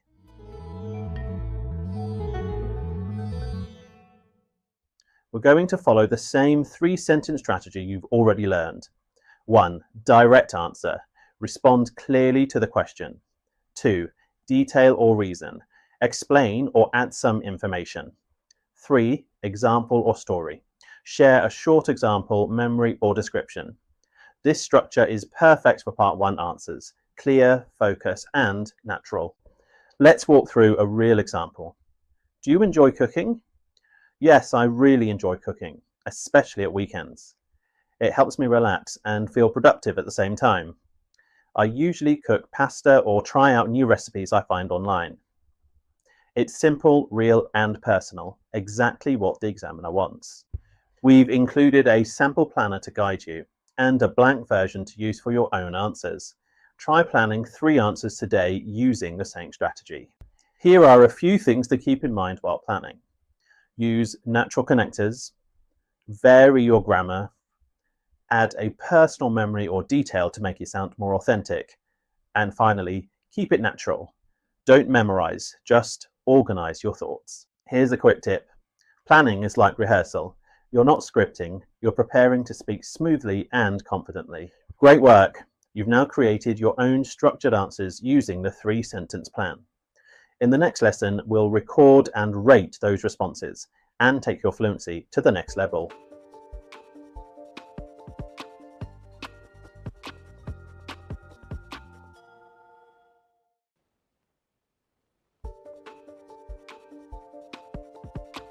Well done! You've planned your answers using a 3-sentence strategy. Now it's time to put it all into action.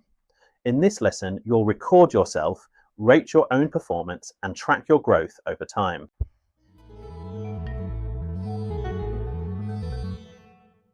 Recording yourself is one of the most powerful tools for improvement. It helps you to hear your own progress, spot weak areas, build real speaking confidence, and get used to the pressure of timed speaking. You'll start noticing things you'd never catch while speaking live.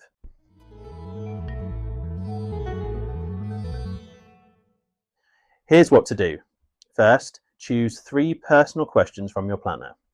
Second, use your phone or laptop to record 20 to 30-second answers for each one. Third, play them back and reflect honestly. Then use the self-rating rubric provided to evaluate your performance. You'll score yourself in 4 areas: fluency and coherence, vocabulary, grammar, and pronunciation. Rate each one from 1 to 3 and jot down quick notes in the reflection box. We've also included a recording log so you can track your speaking progress over time. Each time you practice, log the topic, your strengths, areas for improvement, and a short goal for next time. The more you practice, the more natural it becomes. Here's a quick tip. Don't aim for perfection. Aim for progress. Speak clearly, stay relaxed, reflect, and try again. You've now built your first fluency habit, and that's a huge win. Keep recording and rating yourself regularly. Even short daily practice will build momentum. In the next lesson, we'll take a step back, reflect on what you've achieved, and set a clear, focused goal for the weeks ahead.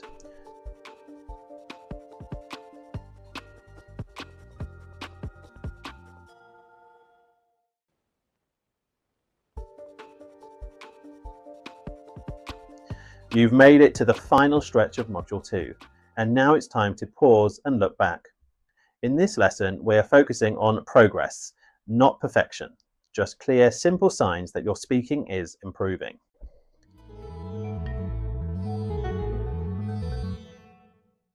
Let's start with a few simple questions. What's one thing you're doing better than before? What are you proud of? What do you still find challenging? Give yourself 1 to 2 minutes to jot down your honest answers. This reflection matters. It builds your awareness and your confidence.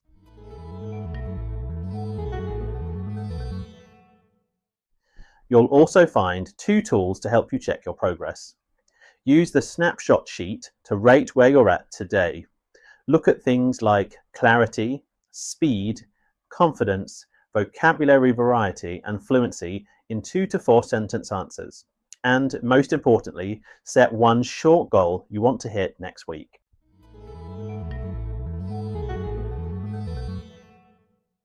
The milestone tracker is your checklist of mini wins. Each box you tick means you're building momentum. Have you recorded yourself? Are you using fewer fillers? Can you complete a 30-second answer without pausing too much? Don't underestimate these small steps. They add up fast. Here's a quick tip. Tracking your growth turns vague progress into visible progress. It motivates you to keep going, especially on tough days. You've done the work, you've improved your answers. Now it's time to recognize that growth. Complete your snapshot and tracker before moving to the next lesson, and give yourself credit for how far you've come. You're ready for the final challenges in Module 2.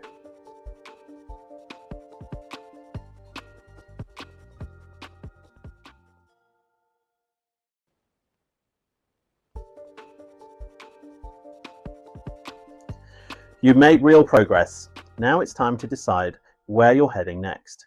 In this lesson, we'll set a speaking goal that's specific, achievable, and motivating. You'll use your recent progress to guide what you do next.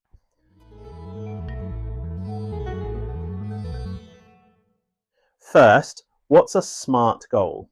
Well, SMART means specific, measurable, achievable, relevant, time-bound. Here's an example. I will record myself answering 10 Part 1 questions this week and focus on using fewer filler words. That's a SMART goal. It's clear, focused, and doable.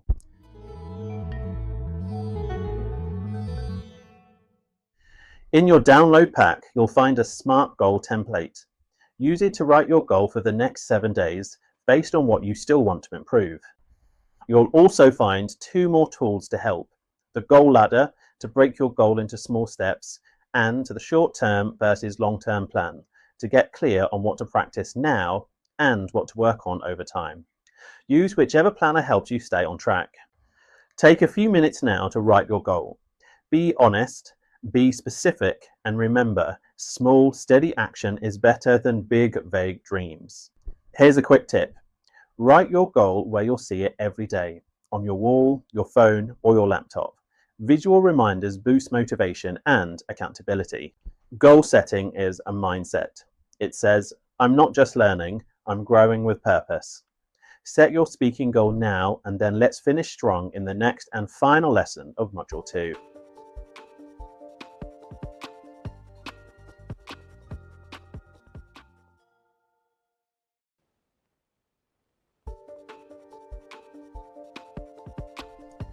This is it, your final challenge for Module 2. Let's put everything you've learned into action.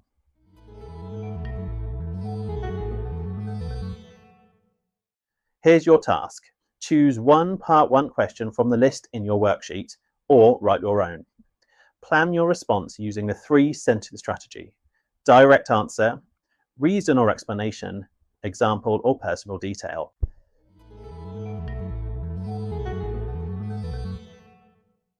Next, it's time to speak. Record yourself answering the question, just like you would in the real test. Aim for 20 to 30 seconds. Use natural connectors like "to be honest" or "actually." Keep your tone clear, calm, and confident.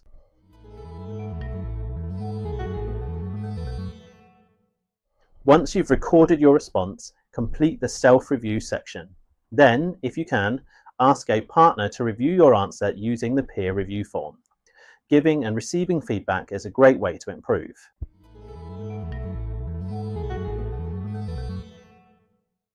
You can also go one step further. Submit your recording within this lesson for AI-powered feedback and scoring. The system will analyze your speaking using the IELTS criteria and give you a breakdown of fluency and coherence, vocabulary, grammar, and the pronunciation. It's a great way to see how your performance compares to Band 7+ targets and what to work on next. Here's a quick tip. Don't aim for perfection, aim for progress. One great answer is more powerful than 10 rushed ones. You've finished Module 2 and built the foundations for fluent, natural IELTS answers. Be proud of how far you've come. In the next module, we're moving on to Part 2, the long turn. Let's keep the momentum going.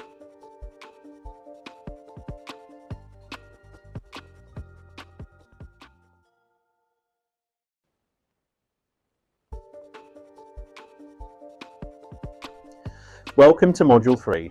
In this lesson, we're diving into Part 2 of the IELTS Speaking Test, also known as the long turn. This is the part of the test where you speak alone for up to 2 minutes on a given topic. No interruptions, no follow-up questions, just you and your voice.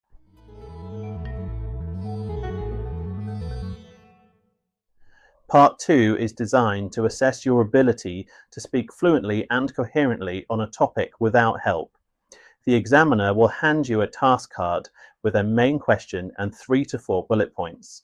You'll have 1 minute to prepare, and then you must speak for 1 to 2 minutes. Here's what it might look like. Describe a time you helped someone. You should say who was it, what you did, how they reacted, and how you felt afterward.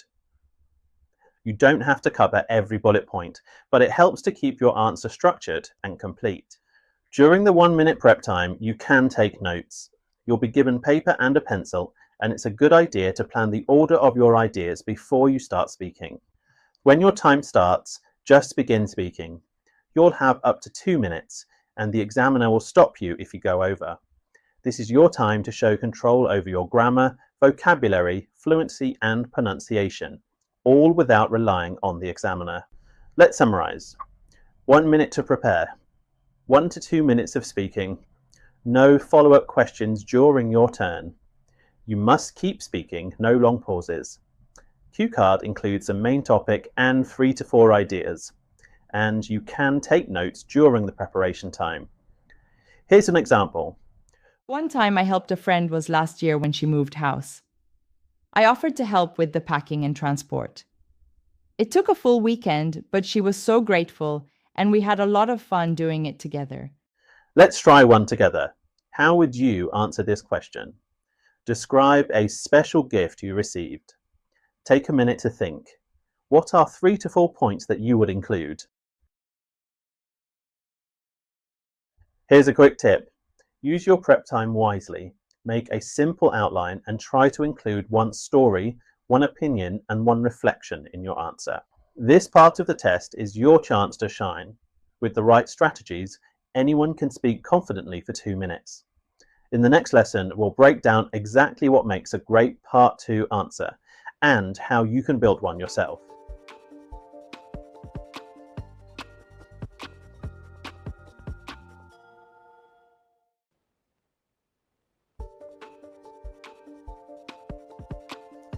Now that you understand the structure of part 2, let's talk about what separates an average answer from a great one. In this lesson, we'll explore the qualities that make your long-term fluent, natural, and high scoring.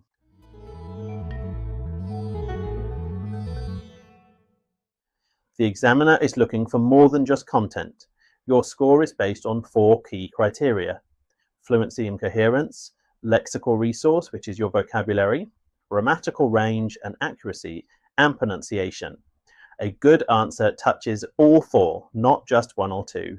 Let's break that down. A Band 6 speaker might give a simple answer with basic vocabulary, short sentences, and frequent pauses. A Band 8 speaker speaks smoothly, uses precise vocabulary, connects ideas clearly, and sounds confident, even if they make small mistakes. Here's what you want to aim for: a clear beginning, middle, and end, a story or example that connects to the topic, smooth transitions between ideas, variety in vocabulary and sentence structure, and confident delivery, even if you're nervous. Here's an example.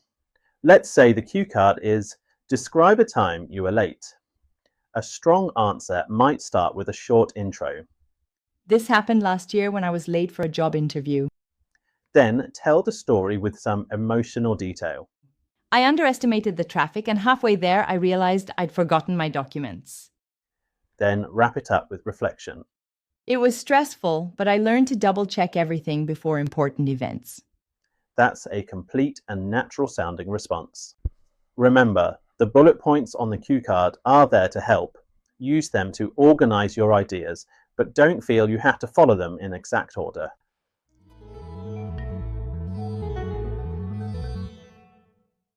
Here's your turn. Cue card. Describe a time you received good news. Think about how you would structure your answer to include a short story, some feeling, and a reflection at the end. Here's a quick tip. Don't memorize the script. Instead, learn how to build strong answers using your real experiences. Your story doesn't have to be exciting, just clearly told. A good part 2 answer isn't about being perfect. It's about being clear, confident, and connected. In the next lesson, we'll look at the most common mistakes students make in part 2, so you can avoid them and stand out.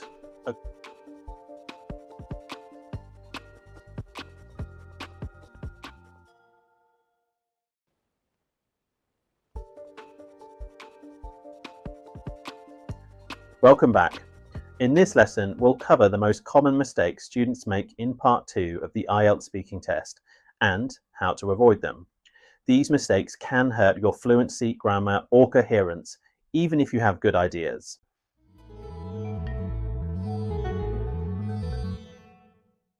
Let's take a look at some of the biggest pitfalls. Stopping too early, reading your notes word for word, losing focus or going off topic, speaking in very short, choppy sentences, or repeating the same vocabulary again and again.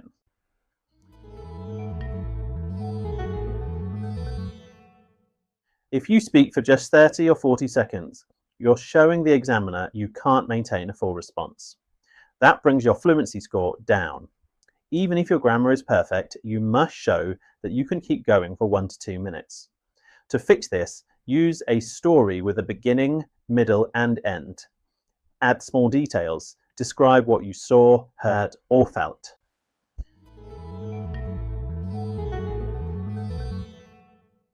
Notes are for support, not for reading. If you read your notes word for word, your speech will sound robotic and unnatural. This affects both your fluency and pronunciation scores. To fix this, write just keywords or phrases. Think of your notes as a roadmap, not a script.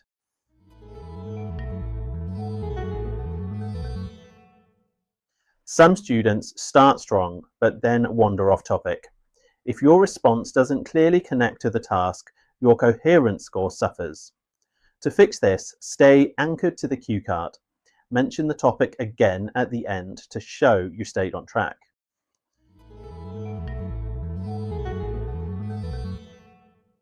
Using only short, simple sentences makes your answer sound flat. I went to the beach. It was fun. We swam. That kind of answer won't get you a high score. To fix this, vary your sentence structures. Try adding reasons, feelings, or what happened next.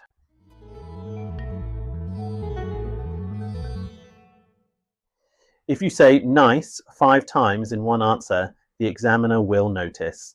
Lexical resource is about range, showing a variety of words. To fix this, prepare synonyms for common ideas. Instead of just nice, say amazing, memorable, or heartwarming.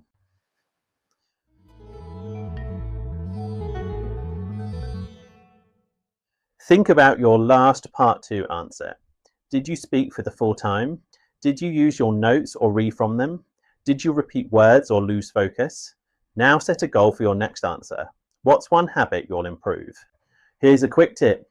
Remember, don't aim for perfection. Aim for clarity and control. A few mistakes won't hurt you, but weak delivery will. Now you know the traps to avoid.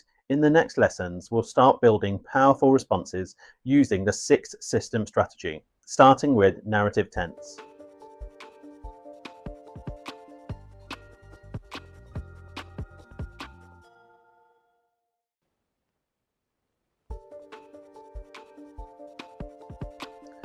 Welcome to section 3.2, where we start using the 6 system strategy to master part 2 of the IELTS speaking test. In this lesson, we'll focus on system 1, narrative tense, the single most important tool for telling a clear and natural story.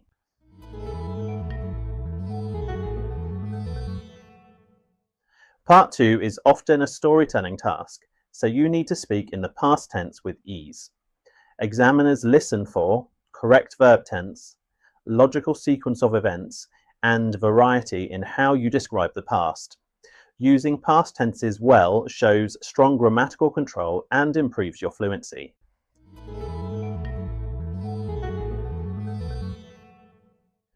Here's a quick breakdown of the tenses you should be using. Past simple, for completed actions, such as I travelled to Penang last summer. Past continuous, for background events. While we were driving, it started to rain. And past perfect, for earlier past actions. We had already packed when the taxi arrived. Mixing these shows depth in your grammar.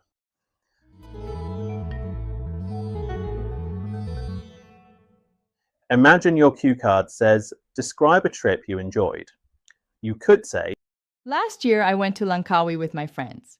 We had been planning the trip for weeks. When we arrived, the weather was shining and everyone was laughing. By the end of the weekend, I had taken over 200 photos. This combination of tenses tells a rich, natural story.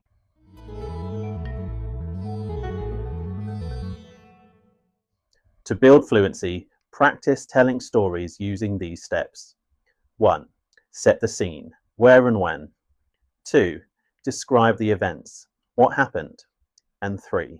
Add feelings or outcomes. How did you react? Always check your verbs match the timing.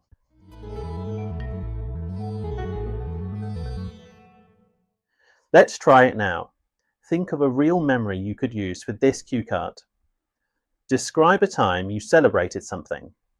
Write 3 sentences, one with past simple, one with past continuous, and one with past perfect. Here's a quick tip. If you're unsure which tense to use, default to past simple, but adding just one past perfect sentence can really impress the examiner.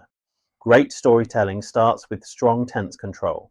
The good news, it's a skill you can practice and master. In the next lesson, we'll move on to System 2, paraphrasing, to help you sound more flexible and fluent.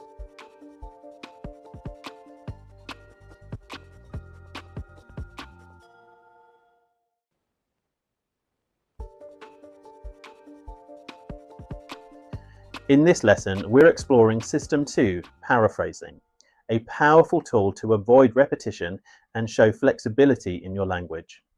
Examiners want to see that you can express the same idea in different ways, naturally and fluently.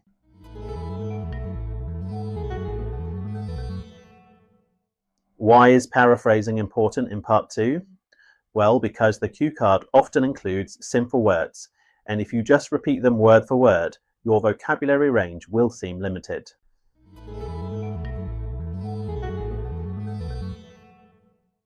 Let's say the task says, describe a teacher who helped you. If you keep saying teacher, teacher, teacher, it gets repetitive.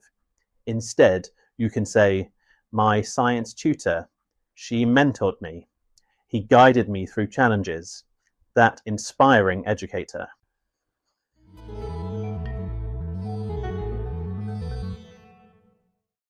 My teacher helped me when I was struggling.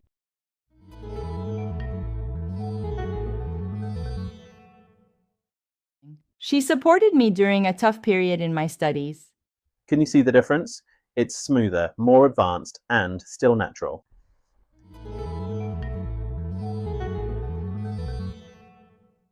Here are a few strategies to paraphrase effectively.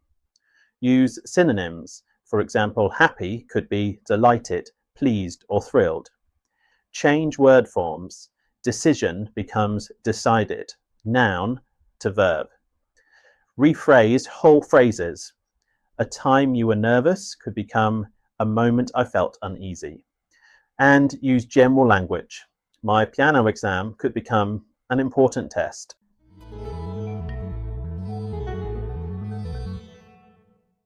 Here's a cue card. Describe a place where you like to relax. Instead of repeating relax, you could say, it helps me unwind. It's where I feel at ease. It's a peaceful escape from daily stress. This kind of variation impresses the examiner.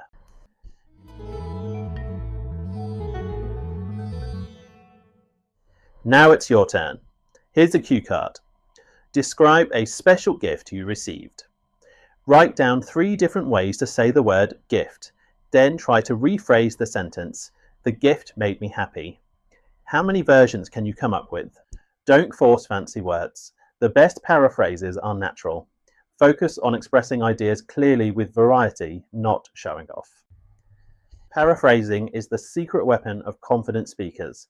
Master this and your answers will instantly sound more advanced. Next, we'll move on to System 3, using phrasal verbs to add a natural conversational feel to your story.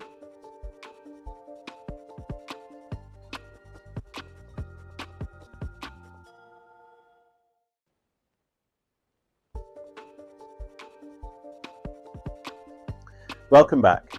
In this lesson, we're looking at System 3, phrasal verbs, a fantastic way to sound more natural, fluent, and less robotic in your speaking. They're common in everyday English, and using them well can lift your vocabulary score in the IELTS Speaking Test.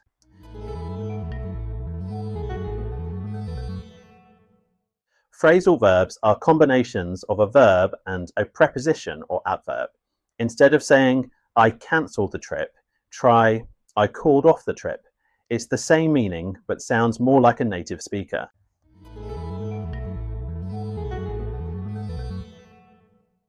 Here are some useful phrasal verbs for Part 2 storytelling. Set off, to start a journey. Run into, to meet someone unexpectedly. Give up, to stop doing something. Look forward to be excited about something. Carry on, to continue. And figure out, to solve or understand something.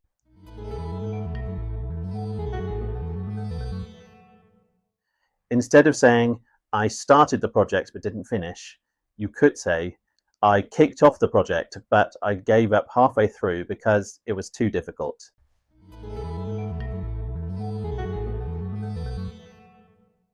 Here's a cue card. Describe a time you helped someone. A basic version might sound like this. I helped my brother with his homework. He didn't understand it.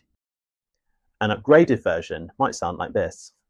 I helped my brother figure out his homework. He was about to give up, but I encouraged him to carry on.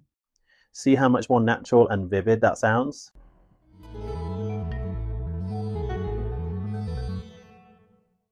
When you use phrasal verbs, make sure they match the context. Don't overuse them, 2 or 3 is enough, and use ones that you're comfortable with. It's better to use simple ones correctly rather than complicated ones incorrectly.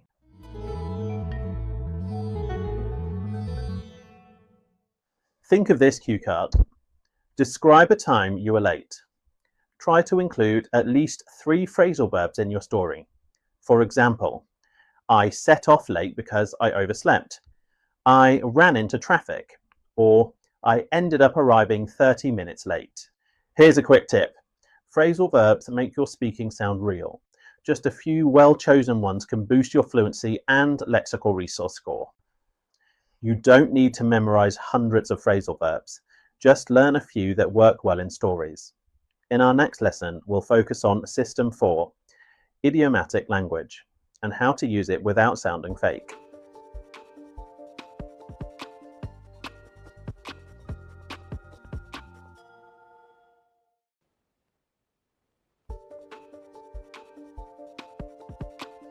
Welcome back.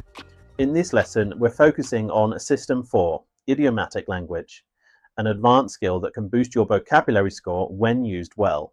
But be careful, idioms must sound natural and appropriate, not forced or memorized.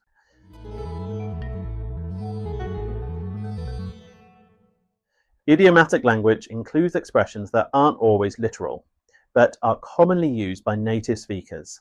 When used naturally, they add colour and personality to your speech, and they show the examiner that you've mastered more than just textbook English.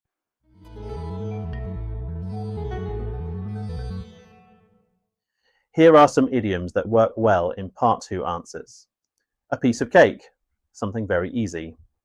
Over the moon, extremely happy. A blessing in disguise, something good that seemed bad at first. In hot water, in trouble. Hit the nail on the head, to be exactly right. Cost an arm and a leg, very expensive.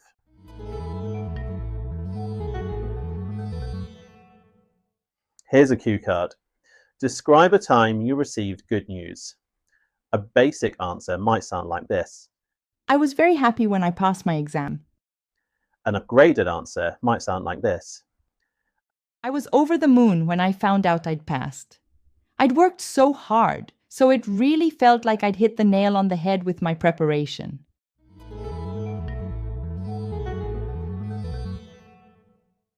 Here are some do's and don'ts when using idioms.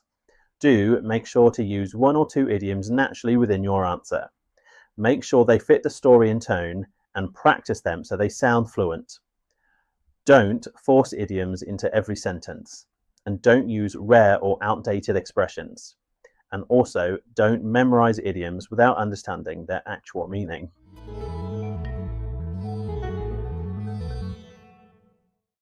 Here's an example of how idioms can sound natural or unnatural. Here's an unnatural response. I was feeling under the weather, but then I saw a silver lining and hit the sack early. It doesn't really make sense. Here's a natural response. I wasn't feeling great, but I tried to look on the bright side and get an early night. One sounds fluent, the other sounds like a walking dictionary.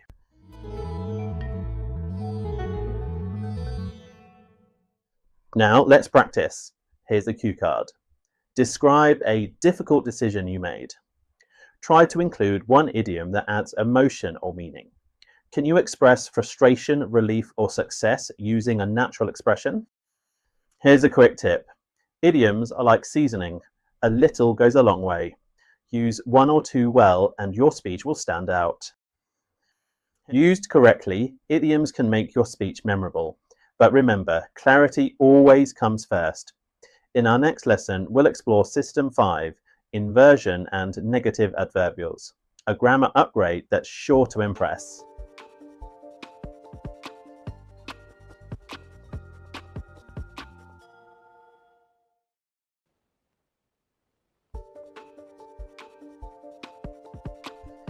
In this lesson, we're looking at System 5, inversion and negative adverbials, a high-level grammar structure that can really impress the examiner when used correctly. It's not essential for Band 6 or 7, but it's one of the techniques that can push your grammar score to Band 8 or higher.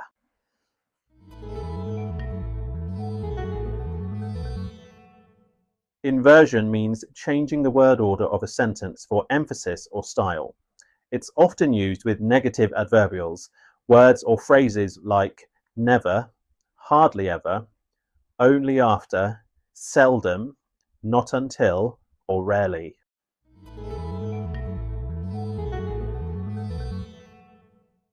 Here's an example of a basic and inverted sentence.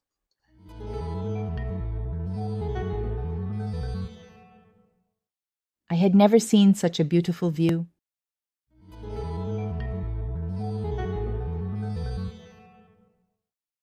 Never had I seen such a beautiful view. It's more formal and dramatic and shows excellent control of grammar. Here are some you can try in part to your answers. Never have I felt so nervous. Not until I arrived did I realise. Only after the event did I understand. Seldom do I get the chance to. Use them sparingly. Just one or two in a response is enough to stand out.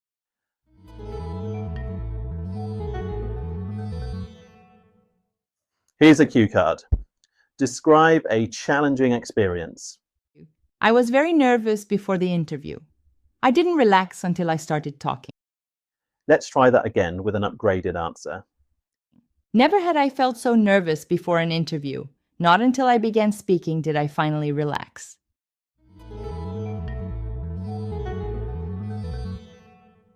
When using inversion, move the negative phrase to the front, invert the subject and verb like a question, and keep the rest of the sentence as normal. Don't force it. It must still sound natural.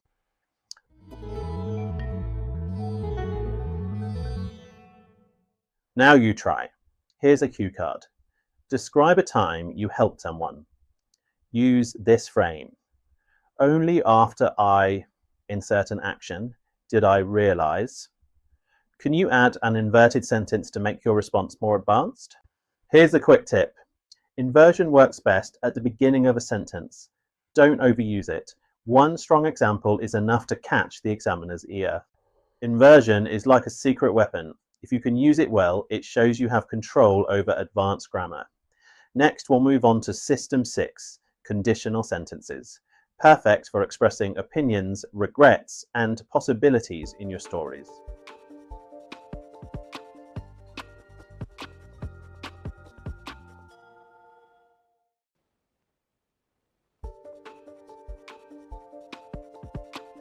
Welcome to the final strategy in our 6-system approach.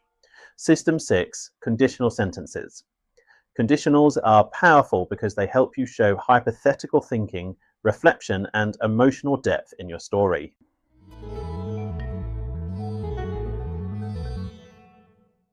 There are 4 main types of conditional sentences, but in IELTS Speaking Part 2, the most useful are zero conditional, general truths, first conditional, real future possibilities, second conditional, imaginary situations, and third conditional, past regrets or reflections.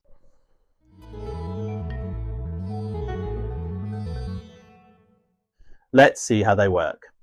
Zero. If I get nervous, I take a deep breath. First, if I arrive early, I'll grab a coffee. Second, if I had more time, I'd travel more. Third, if I hadn't forgotten my notes, I would have given a better speech.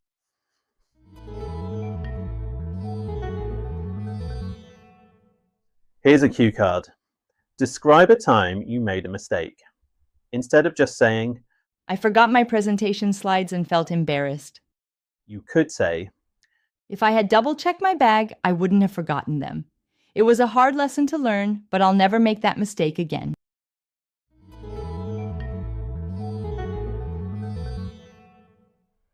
Conditionals allow you to show reflection and deeper thought, express regrets or lessons learned, add complexity to your grammar, and make your answer more human and relatable.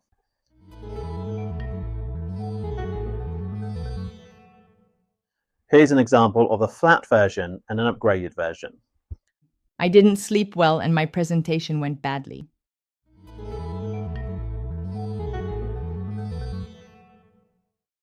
If I had gone to bed earlier, I would have felt more confident during the presentation.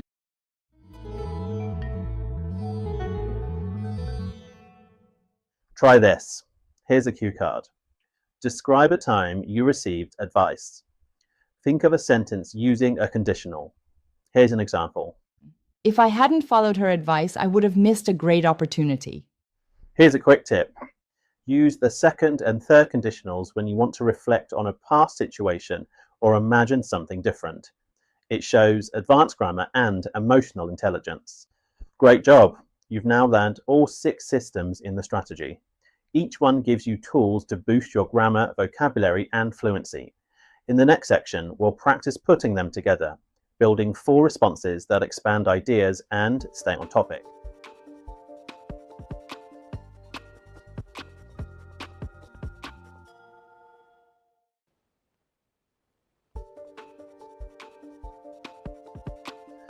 Welcome to section 3.3. Now that you've learned the 6-system strategy, it's time to practice combining those tools into strong, focused answers. In this lesson, we'll look at how to expand your ideas without going off topic.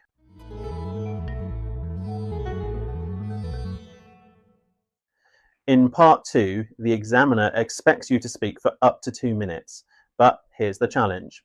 How do you talk that long without repeating yourself or drifting away from the question?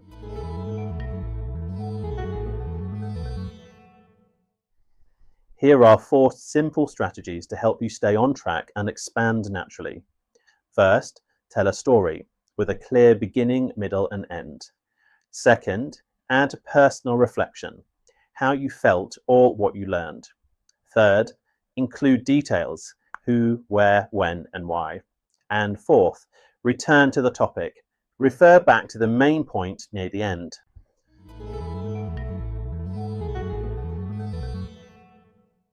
Here's a cue card. Describe a time you were surprised. Here's a basic answer. I was surprised when my friends threw me a party. I didn't expect it. Here's an expanded answer. Last year, I turned 30. I didn't plan anything special, but my friends organized a surprise dinner. I remember walking into the restaurant and hearing everyone shout, "Surprise!" I was completely shocked and honestly a bit emotional. Looking back, it reminded me how lucky I am to have such thoughtful people in my life.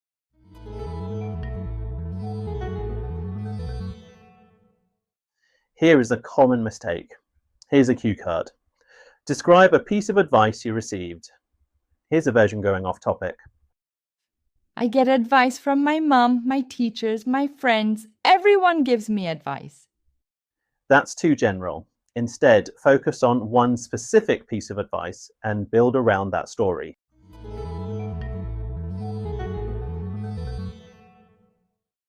Use these phrases to stay anchored to the topic. That moment really taught me. The reason I remember this is because what made it so special was. These help you expand without drifting.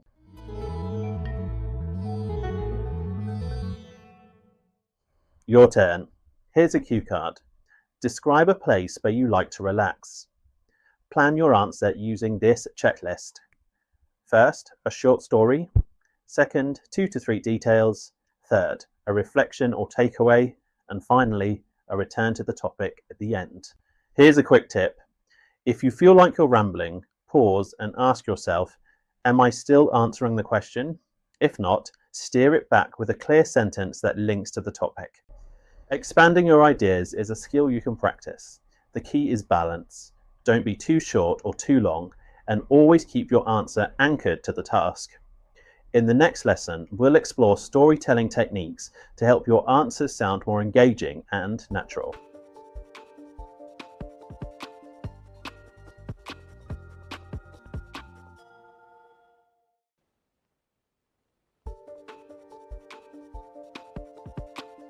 Welcome back.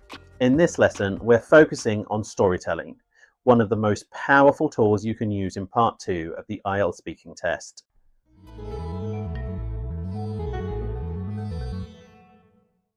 Your task in part 2 is to speak for up to 2 minutes about a topic from a cue card. The best way to do that fluently and naturally? Tell a story. Stories help you to stay on topic, organize your thoughts, and sound more confident and expressive. They also give you a chance to show a wide range of vocabulary, grammar and tone, all things the examiner is listening for.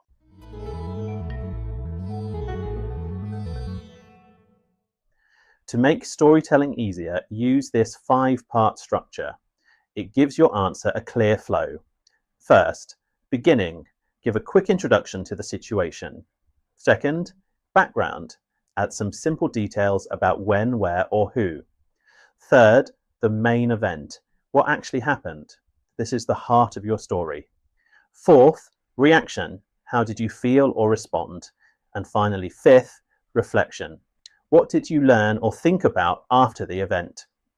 This structure works for almost any Part 2 cue card, from describing a person to talking about a past experience or a place you visited.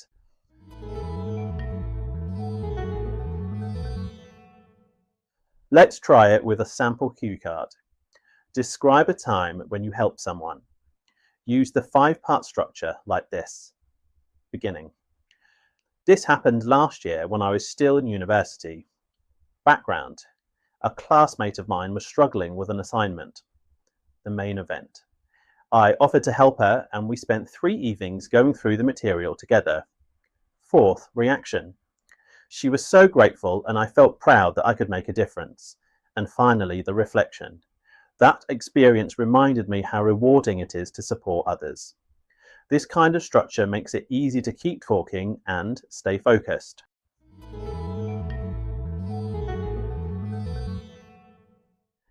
In your worksheet, you'll find the personal anecdote planner to help you map out your own story using this 5-part format. Use the prompts and sentence starters to guide your ideas.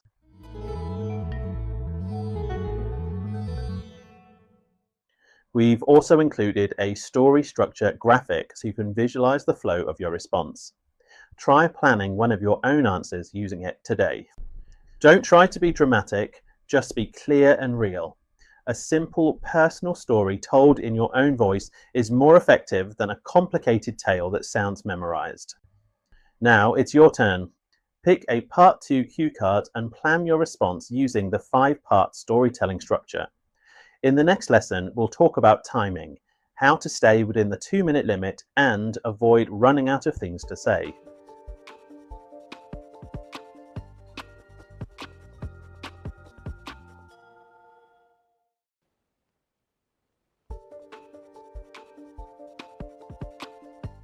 In this lesson, we're going to focus on something that many students struggle with, timing your answer in Part 2 of the speaking test. You only get 1 minute to prepare and then you must speak for up to 2 minutes. It sounds short, but it can feel very long if you're not prepared.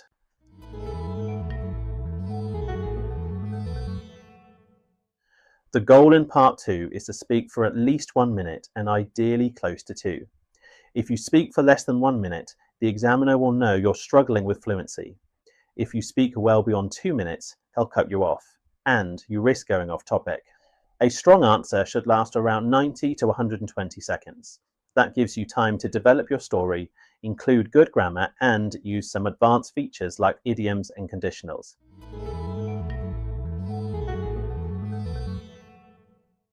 Here's an example. Let's say the cue card is describe a skill you learned. Here's a rough timing guide. For the first 30 seconds, introduce the skill and how or why you started. For the next 60 seconds, tell a story or give a detailed example. And for the last 30 seconds, reflect on how it helped you or how you feel about it now.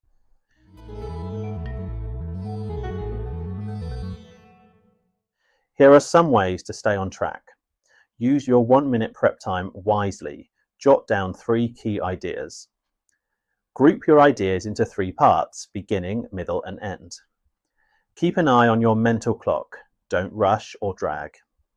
Use linking phrases. That helps fill time naturally. And finally, practice with a timer. Regularly speaking for 2 minutes builds stamina.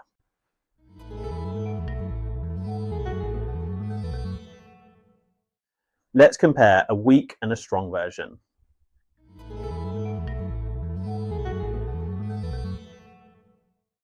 I learned to play the guitar.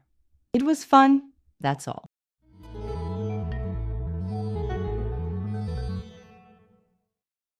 I started learning guitar last year during the school holidays. I'd always wanted to try an instrument, so I signed up for lessons. At first, I found it really difficult, especially switching between chords. But I practiced every day, and after a few months, I could play simple songs. Now I use it to relax in the evenings. It's a great way to unwind and express myself.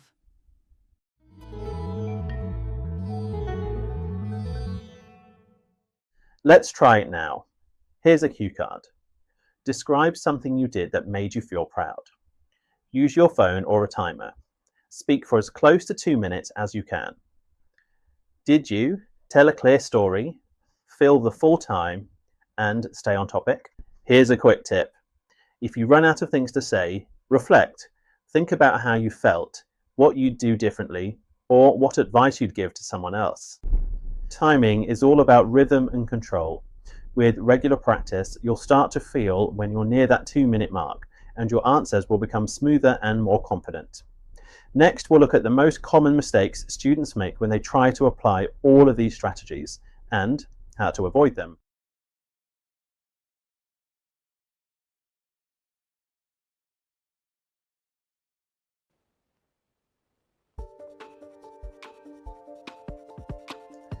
By now, you've learnt how to build strong answers, use advanced grammar, and expand your ideas naturally. But in this lesson, we'll focus on what not to do, the most common mistakes students make in Part 2 of the IELTS Speaking Test.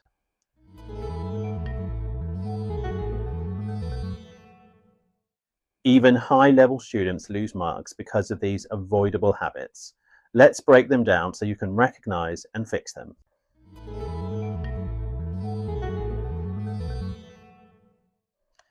Listing instead of storytelling. I've received many gifts: a watch, a book, a phone, a jacket. This doesn't show fluency or coherence.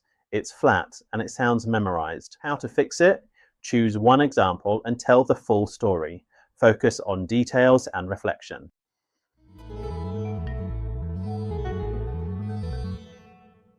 Memorized answers. If you sound like you're reading from a script, the examiner will know. You might have perfect grammar, but if it sounds rehearsed or robotic, your score will drop. How to fix it? Practice structures, not full answers. Learn how to build a strong answer in real time.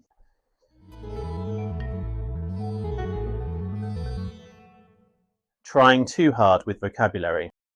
The celebration was an amalgamation of jubilance and emotional synchrony. That's just not natural. How to fix it? Use vocabulary that feels authentic. 1 or 2 well-placed idioms or phrasal verbs is enough.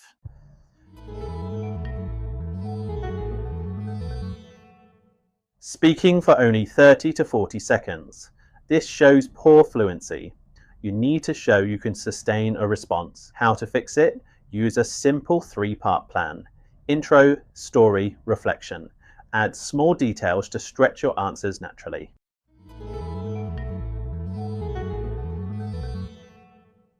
Wandering away from the task. Here's the cue card. Describe a teacher who inspired you.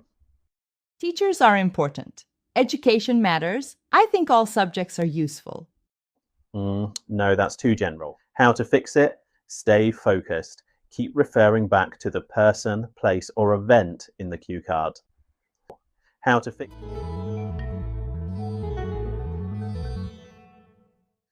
Which mistake are you most likely to make? Choose a cue card and practice speaking for 2 minutes. Afterwards, reflect. Did you stay on topic? Did it sound natural? Did you try to do too much? Here's a quick tip. Don't try to impress the examiner. Try to connect with them. Clear, confident, and personal answers always score better than complicated ones. Mistakes are normal, but learning to spot them is the first step to avoiding them. In our final lesson of this section, we'll talk about something just as important: staying confident on test day, even when things don't go to plan.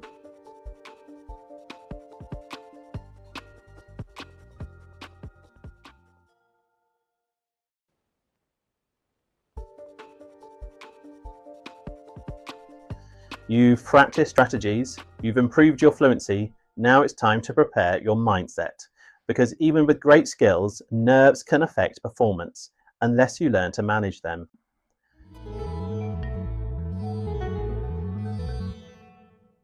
Confidence doesn't just come from talent, it comes from preparation, self-belief, and the right mental habits. Let's go through 3 simple ways to feel calm and confident when it matters most. Reframe your thinking. Before your test, your thoughts might spiral. What if I mess up? What if I go blank? That's normal, but it's not helpful. Use your mindset map worksheet to rewrite those thoughts. I've prepared. I know what to expect. One mistake doesn't define my score. Reframing replaces fear with focus. Prepare your body and mind. A few minutes before your test, try this. Sit up straight. Take a slow breath. Visualize yourself starting confidently. Your brain believes your body. When you act calm, you start to feel calm. Use the pre-test confidence checklist to remind yourself of these key steps before any practice or real exam. Remind yourself you're ready. Use the final section of your checklist to complete this sentence. I am ready because this isn't just positive thinking, it's proof you've done the work.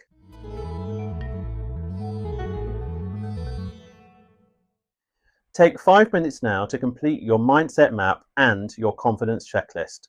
These tools will help lock in your preparation and settle your nerves. Here's a quick tip. Speak to the examiner like you're having a relaxed conversation, not performing a speech. Confidence doesn't mean perfect, it means prepared. You're more ready than you think. By managing your nerves, you give your skills room to shine. And with every practice session, that confidence grows stronger. In the next lesson, we'll focus on building your cue card skills in a structured way. Let's keep the momentum going.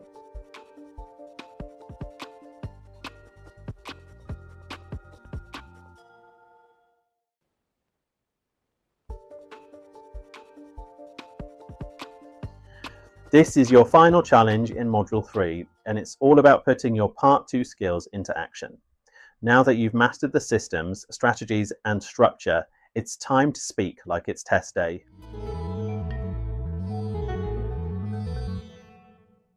Here's your task.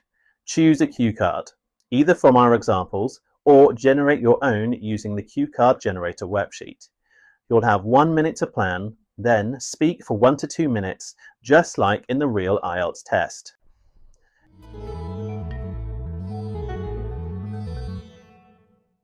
Here's the full process to follow.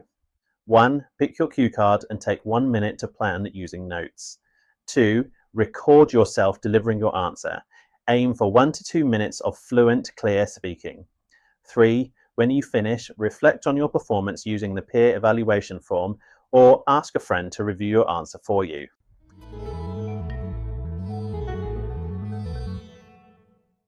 Want feedback that's fast, detailed, and personalized?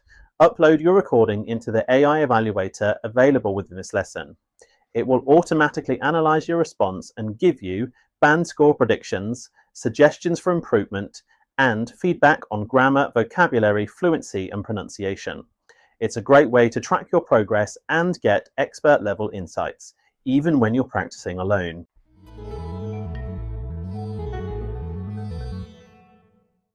As you speak, try to stay on topic and follow the cue card prompts. Use natural connectors and linking phrases. Apply systems that you've learned, such as conditionals, idioms, or inversion, and speak with confidence, even if you make small mistakes. This is real practice, so treat it like the real test. Here's a quick tip. If your first attempt doesn't go well, that's normal. Record again tomorrow and the next day. You're building fluency and control. You've now completed Module 3 and you've delivered your first full long turn under test-like conditions. That's a huge achievement. Be proud of your effort. Keep practicing and don't forget to review your performance using the peer evaluation form. In Module 4, we'll unlock the final part of the test, Part 3, the discussion, where your fluency, flexibility, and ideas will really shine.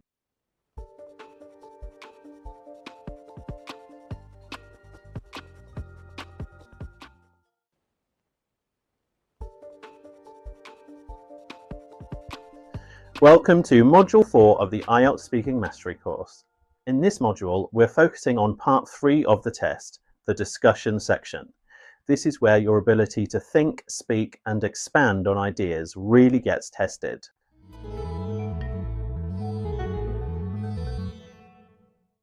Part 3 takes place right after your Part 2 long turn. The examiner will ask you a series of follow-up questions based on the topic from your cue card. But these questions are broader, more abstract, and more analytical. Part 3 lasts around 4 to 5 minutes. It's a back and forth discussion between you and the examiner, not just a list of questions. The examiner will listen closely to how well you explain your ideas, justify your opinions, and respond thoughtfully.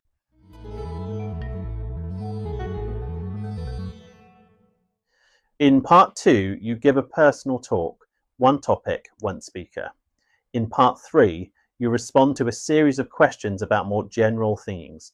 For example, Part 2, describe a time you helped someone. Part 3, why do people help others? Are people in your country generous? Should schools teach kindness? So you move from telling a story to discussing ideas.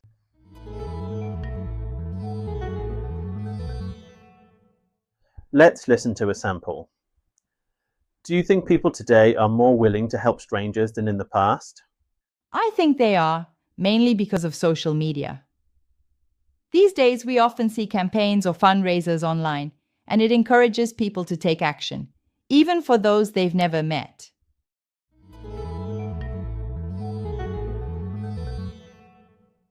Here's what Part 3 is really testing: your ability to discuss abstract topics, your skill in developing and supporting your ideas, your use of higher level vocabulary and grammar, and your confidence in handling unpredictable follow-up questions.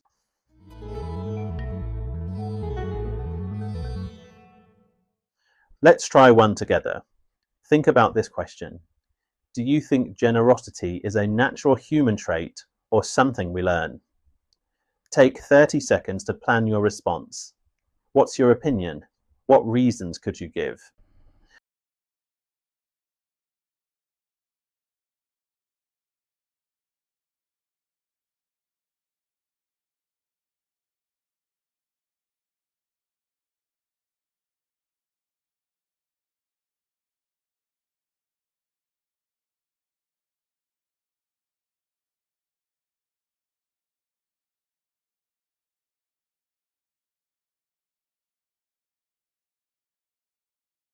Here's a quick tip. Part 3 isn't about being right, it's about being clear, thoughtful, and structured in your response. In the next lesson, we'll look at exactly what the examiner is expecting during this part of the test, and how to meet those expectations with confidence.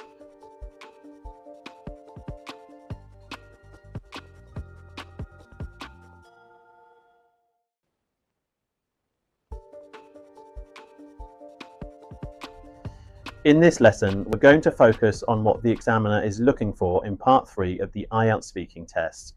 Understanding these expectations is the key to giving answers that are not just fluent, but high scoring.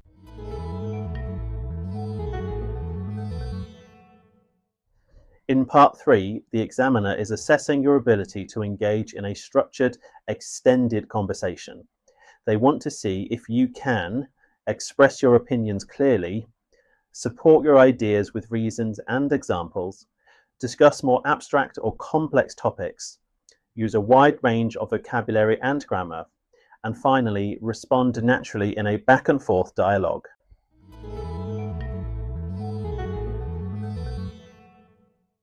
Here's how Part 3 links to the IELTS speaking band descriptors. Fluency and coherence. Are your ideas organized and connected? Can you keep going without long pauses? Lexical resource.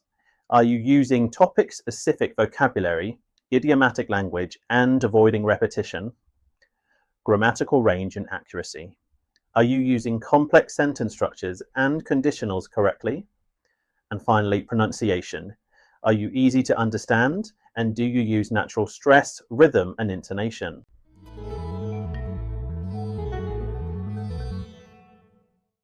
Let's compare two responses to the same question. Do you think people read less now than they did in the past? Yes, I think so. People don't read as much. They use phones and watch videos instead. Here we can see basic ideas, little development, and short phrases. I believe people read less these days, mainly because of digital distractions. With platforms like YouTube or TikTok, reading feels slower and less convenient. However, some people still enjoy books, especially for learning or relaxation. Here we can see a clear opinion, structured reasoning, and some good vocabulary.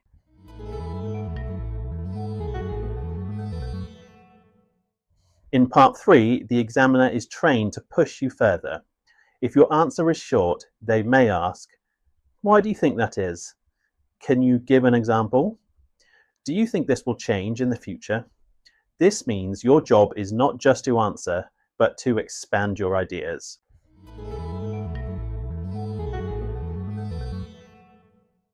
Think about this. Should schools focus more on creativity or academic subjects? Give a short answer, then imagine the examiner says, "Why?" Can you build on your idea with reasons or examples? Here's a quick tip. In part 3, always assume the examiner is thinking, "Can you explain that a bit more?" Be ready to go deeper. Now you know exactly what the examiner wants to hear. Clear, well-supported, and developed ideas. In the next lesson, we'll look at how part 3 connects to part 2, so you can transition smoothly and keep your ideas flowing.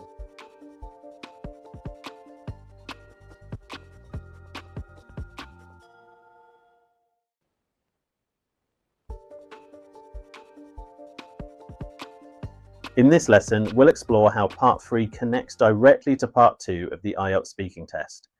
Understanding this connection helps you stay focused and sound more fluent when the conversation shifts from personal to abstract.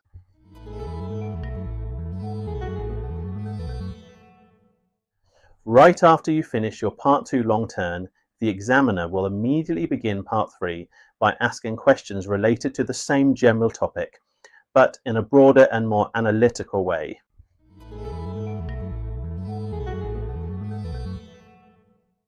Let's look at an example. Here's the cue card. Describe a time you helped someone. Here are the follow-up questions. Why do people help others? Are people more or less helpful than in the past? Should schools teach children to volunteer? So the topic continues, but instead of talking about your own experience, you're now expected to discuss societal behaviours, opinions, and trends.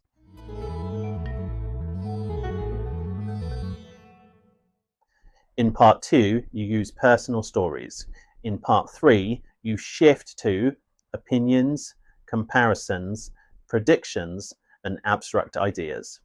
This allows the examiner to assess how well you can discuss a topic beyond your own life.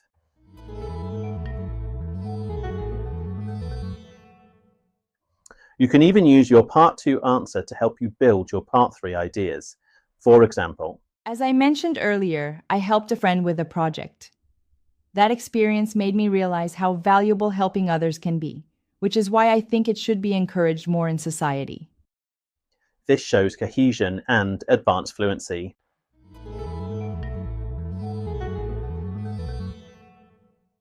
Use your part 2 answer to introduce your ideas in part 3, give real-life examples to support abstract opinions, and show consistency and depth in your thinking.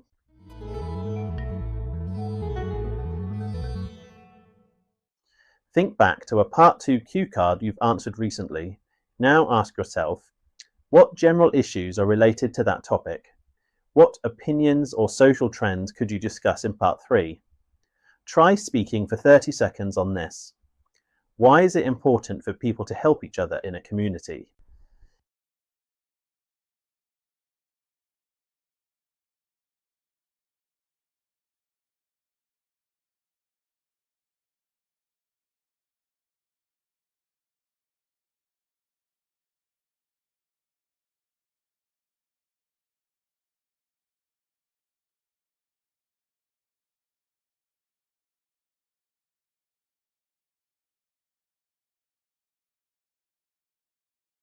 Here's a quick tip.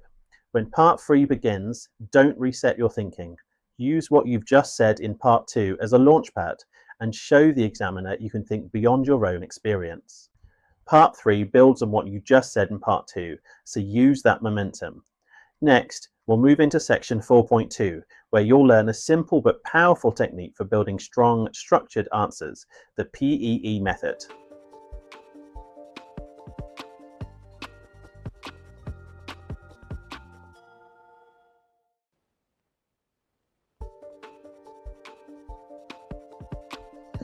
In this lesson, we're introducing a simple but powerful technique to structure your Part 3 answers, the PEE method. It stands for Point, Explain, Example. This method will help you develop clearer, more complete responses and hit all 4 IELTS marking criteria.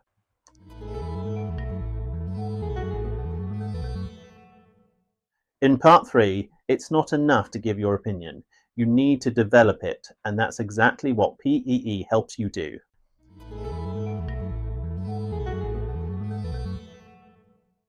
Let's break it down. 1. Point. Give a direct and clear opinion or answer. 2. Explain. Say why you think that and add reasoning.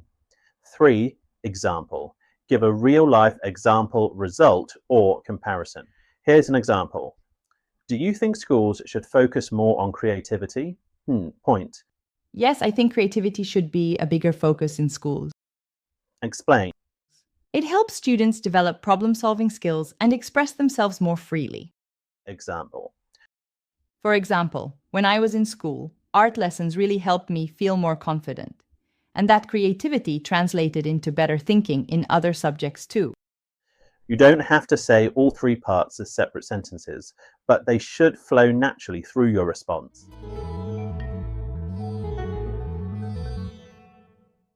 Here's another example. Is it better to work in a team or alone?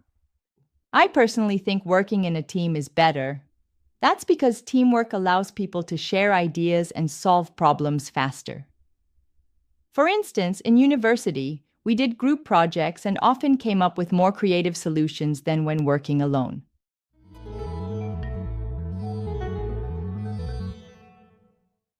Here are some common mistakes when you don't use the PEE method.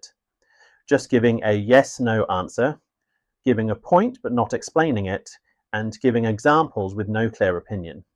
The PEE method helps you stay structured, fluent, and focused.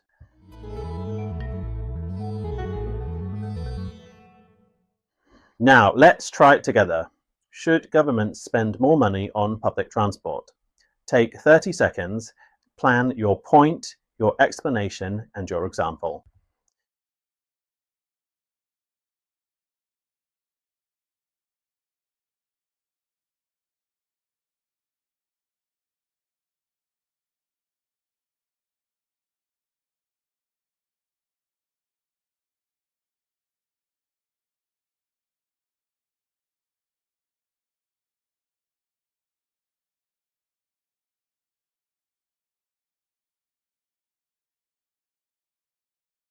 Don't overthink.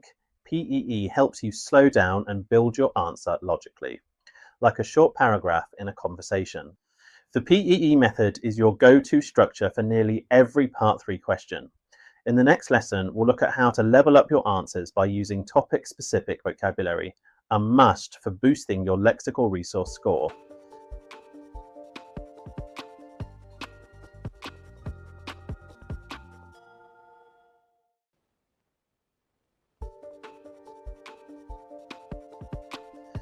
In this lesson, we'll focus on how to boost your lexical resource score by using topic-specific vocabulary in Part 3 of the IELTS Speaking Test.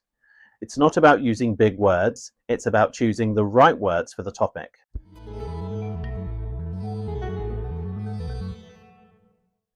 In Part 3, the topics are more abstract and academic. You might be asked about education, environment, technology, work, or society.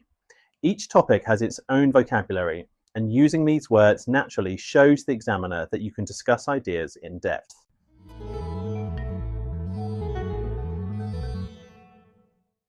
Let's look at some examples.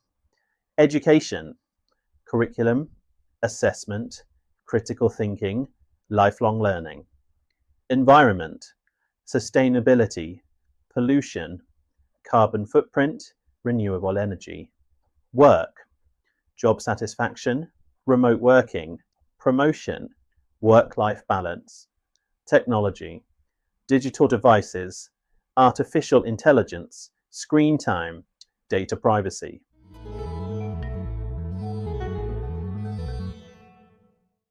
Here's an example question. Do you think schools should use more technology in the classroom? A simple answer might say, Yes, because technology is helpful. an upgraded answer would say, Yes. I think integrating digital tools into the curriculum can make learning more interactive. For example, using tablets and online platforms helps students develop digital literacy skills from a young age.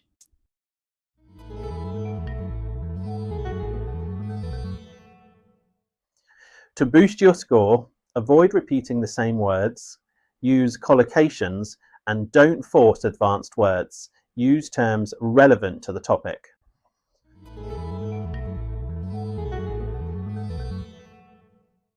What are the advantages of remote working? Remote work increases flexibility and often improves work-life balance. Employees can avoid long commutes, which reduces stress and allows more time for family or personal development.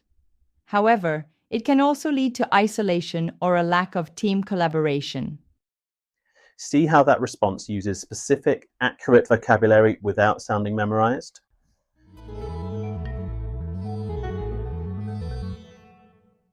Try this one.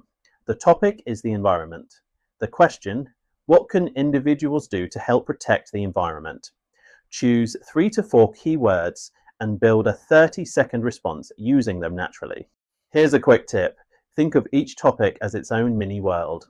Learn 5 to 10 useful words for each common theme and practice using them in context, not isolation. Topic-specific vocabulary helps you sound natural, precise, and prepared. In the next lesson, we'll learn how to compare ideas and perspectives, another essential skill for developing thoughtful Part 3 answers.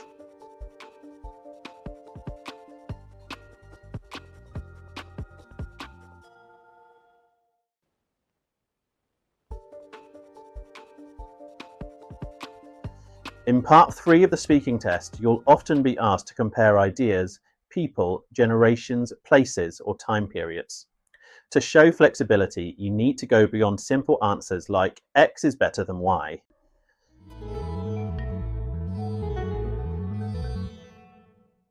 Making comparisons helps you to show complex grammar, a wide vocabulary, and flexible sentence structures. It's also a great way to expand your answer and demonstrate high-level thinking.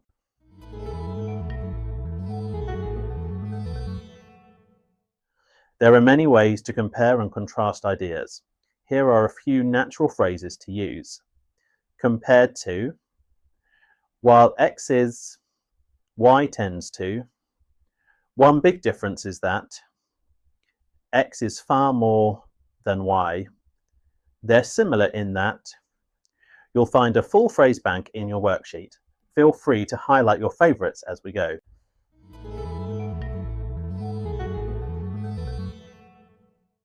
Let's try one together. How has communication changed between generations? A strong answer might sound like this. Compared to young people today, older generations tended to write letters or make phone calls. Now most of us use instant messaging, which is far quicker and more convenient. Notice how the structure moves from comparison to explanation to example. That's what the examiner wants to hear.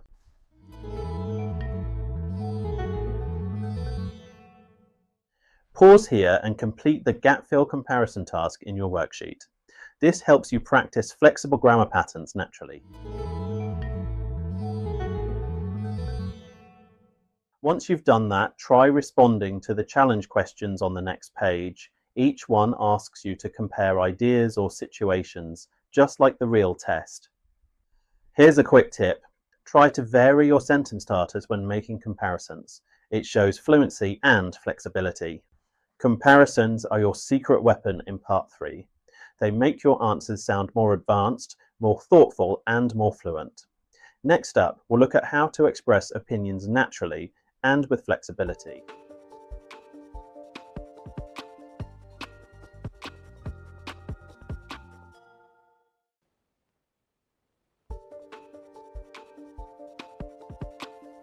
In part 3 of the IELTS speaking test, giving your opinion is just the beginning. To impress the examiner, you need to show how you express it and that you can do so with confidence and flexibility.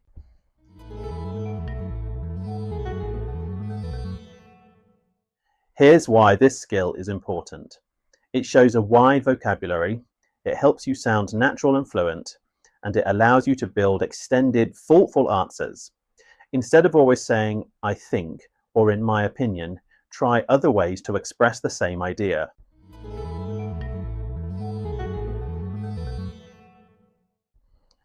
Your worksheet includes a full list of flexible opinion starters like, "as far as I'm concerned," "from my perspective," "I'd argue that," "to be honest." These phrases help you avoid repetition and demonstrate fluency.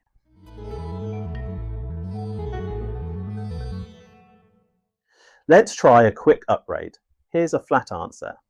I think people should work from home. Let's try again with a stronger answer. From my perspective, working from home offers better work-life balance, especially for parents. Same opinion, more range.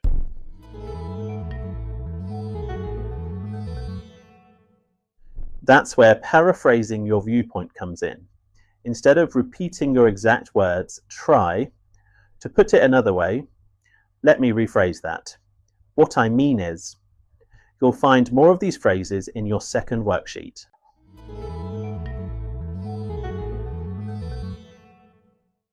Now it's your turn. Choose 3 common Part 3 topics and practice giving your opinion using different starters. Then, paraphrase the same opinion in a second sentence using the phrases from your second worksheet. Here's a quick tip.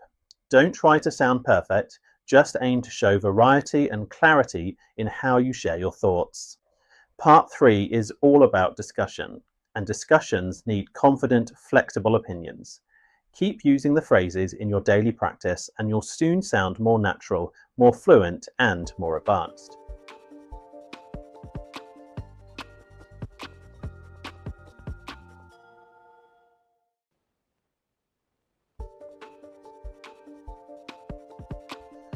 Welcome back. In this lesson, we're focusing on one of the most powerful skills in part 3 of the IELTS speaking test, speculation and hypothesis. This means giving your thoughts about what might happen, what could be true, or how something would be different under different conditions.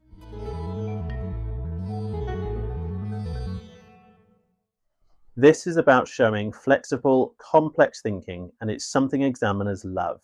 Instead of saying, "it will happen," you'll say, "it might happen. It could happen if. If that were the case, I suppose." These phrases allow you to explore possibilities, give intelligent guesses, and sound natural doing it.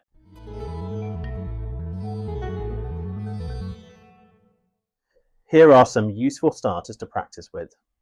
It's possible that, I suppose it could be, if I had to guess, I'd say, maybe in the future. These kinds of phrases help you speak with nuance, especially for tricky or abstract questions.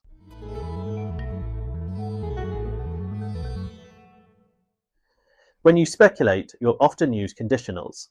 These help you describe different outcomes based on different situations. Let's quickly review the 4 main types, all of which you'll practice in the worksheet. Zero conditional, facts or general truths. If water reaches 100 degrees Celsius, it boils. First conditional, real future possibilities. If people continue to pollute the oceans, marine life will suffer. Second conditional, the imagined present. If I were the mayor, I'd ban all single-use plastics.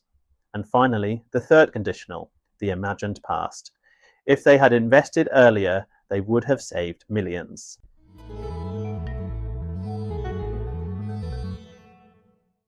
Here's a sample question. What will cities look like in the future? You could say, I think cities might rely more on green technology. If energy costs continue to rise, governments will probably invest in solar power.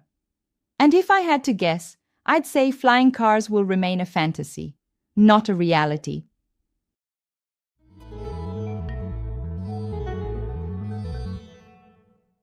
now it's your turn.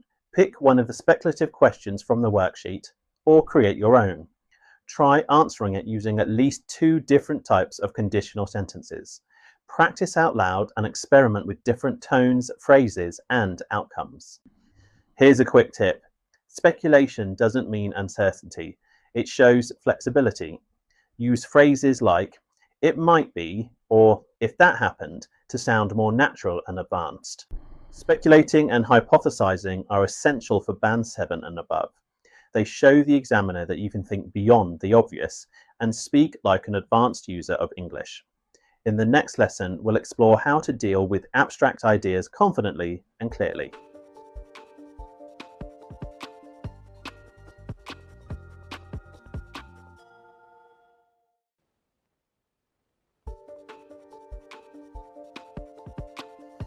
In this lesson, we'll look at how to deal with abstract ideas in part 3 of the IELTS Speaking Test, one of the most challenging tasks for many candidates.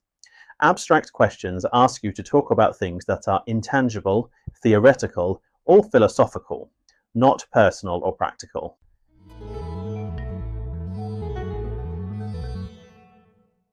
You might hear questions like, what role does art play in society? Why do people value freedom? Do you think happiness can be measured? These aren't easy to answer, but they give you the chance to show mature thinking and advanced language skills.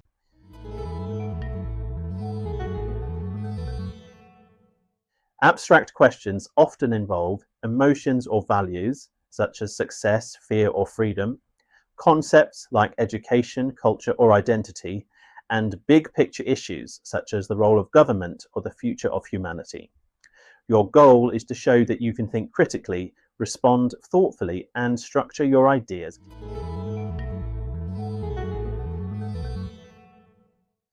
To approach these questions, use phrases like, that's a complex issue, but I believe. It depends on how we define. Some people argue that, while others believe. I think it comes down to. One way to look at this is.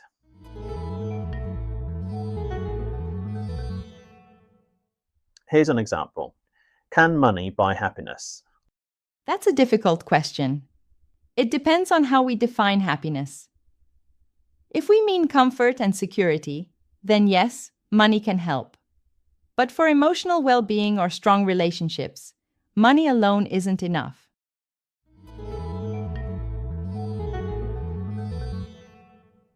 Try this 3-step method.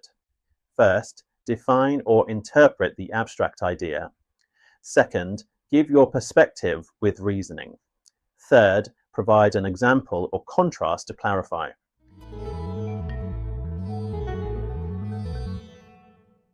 Here's an example. Why is creativity important? Creativity is the ability to generate original ideas or solutions. I think it's essential because it drives innovation, not just in the arts, but in science, business, and education. For example, during the pandemic, creative thinking helped schools adapt to online learning.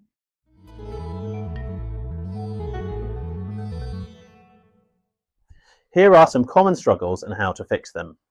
Saying I don't know or giving vague answers, trying to answer it like a personal story, such as in part 2, and repeating the abstract word without explaining it. Instead, slow down, define the concept and treat the question like a short essay, with a beginning, middle, and end.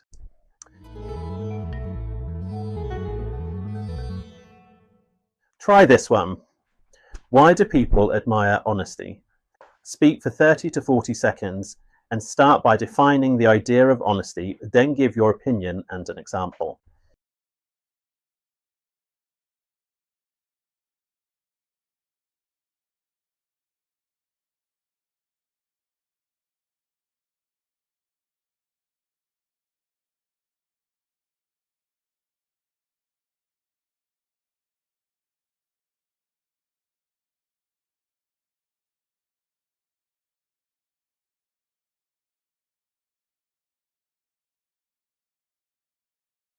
Here's a quick tip. When a question feels too big, break it down. Define the idea, share a reason, and give an example. That's enough for a powerful response. Answering abstract questions with confidence shows you're ready for real-world communication at a university, in interviews, or in professional life. In the next section, we'll practice everything you've learned with real sample questions and structured speaking tasks.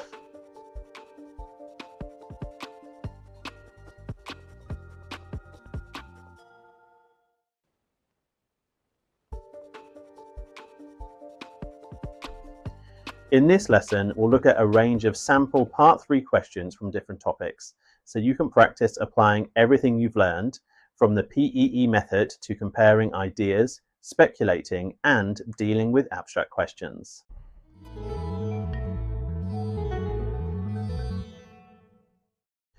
Remember, Part 3 questions are not about personal stories, they're about your ability to discuss broader themes and social issues. Let's go through some common IELTS Part 3 topics and sample questions to build your fluency and flexibility.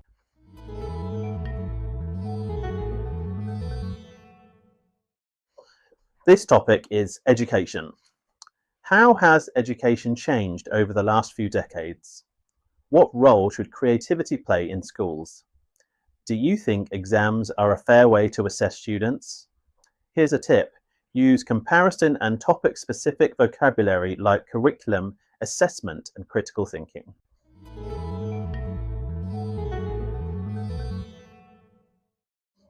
This topic is environment. What can individuals do to help protect the environment? Should governments be stricter about environmental laws? How might cities become more eco-friendly in the future? Here's a tip. Use cause and effect language and speculative phrases like, if this continues, we might see, and this could lead to.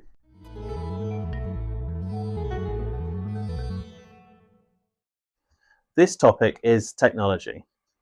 What are the disadvantages of relying on technology too much? Do you think children should have smartphones? How has technology affected the way we communicate? Here's a tip. Balance your opinion. Show both benefits and drawbacks with phrases like on the one hand and on the other hand.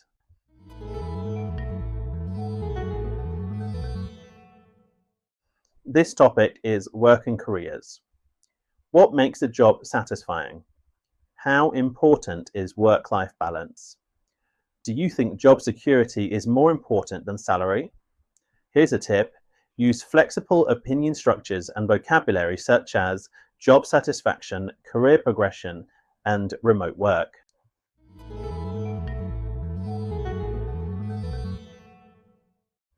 This topic is society and culture. Why do people value traditions? How has globalization changed cultural identity? Do you think art is important in society? Here's a tip.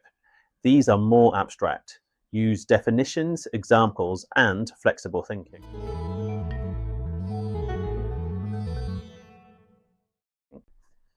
As you practice, use this checklist. Did I use the PEE method? Did I include any topic-specific vocabulary? And did I answer with clarity and structure?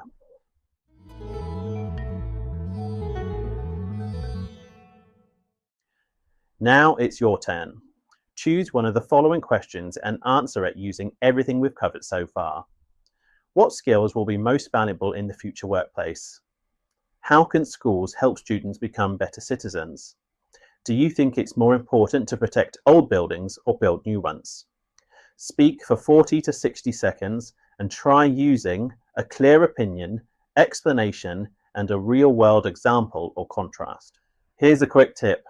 Practicing a wide range of question types makes you feel prepared on test day, no matter what topic comes up. Now that you've seen what Part 3 questions look like, the next lesson will help you build your own answers from start to finish, using planning, structure, and strategy.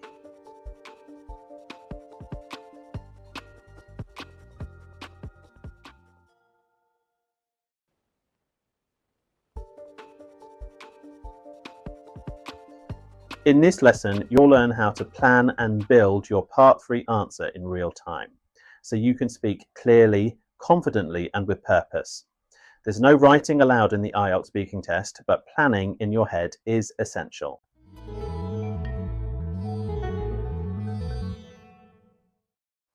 You won't get preparation time in part 3, but you can use a quick mental plan to organise your thoughts before speaking. The trick is to train your brain to think in structure, not just sentences.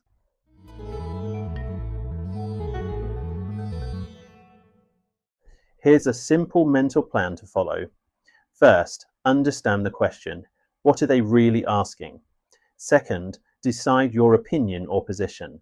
Third, mentally apply PEE. Point, give a direct answer. Explain, add a reason or logic, and then example, give a clear example or result. Fourth, add a flexible or balanced idea if you can. You could use a contrast, speculation, or a condition.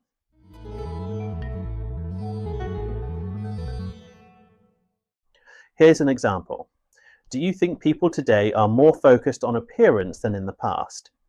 Your quick plan could look like this. Opinion, yes, they are. Reason, social media. Example, Instagram influencers. Balance, older generations still value inequalities. So your full answer might sound like this. Yes, I do think people are more focused on appearance today.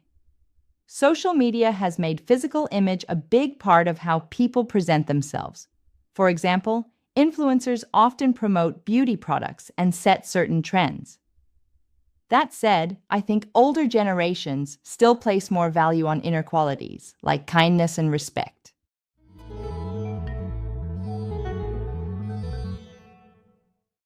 Aim to speak for 30 to 50 seconds per answer. Use linking phrases to buy time. For example, let me think about that. Oh, that's an interesting question. I'd say, and don't panic if you pause. A short pause is better than rushing.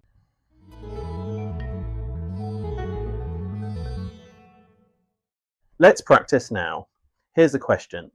Do you think people will still use libraries in the future? Step 1. Take 10 seconds to mentally plan. What's your main opinion? What's your reason? Can you give an example or prediction? Then speak for 40 to 60 seconds using your plan. Here's a quick tip. You don't need a perfect answer, just a clear one. Think PEE as your go-to formula when building your thoughts under pressure. Strong speakers don't speak without thinking. They plan quickly and then deliver with structure. In the next and final lesson of this module, we'll reflect on your progress so far and help you set goals for your next stage of IELTS speaking preparation.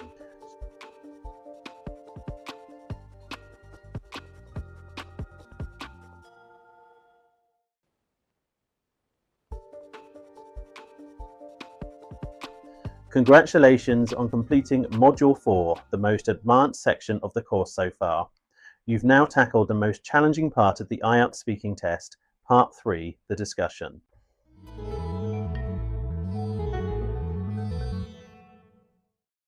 In this final lesson, we're going to pause and look back. You'll reflect on what you've learned, track your progress, and set realistic goals for what comes next.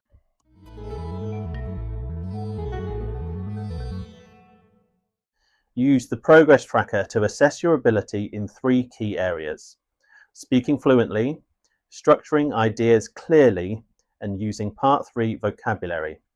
Rate yourself from 1 to 5 and add quick notes on strengths and next steps.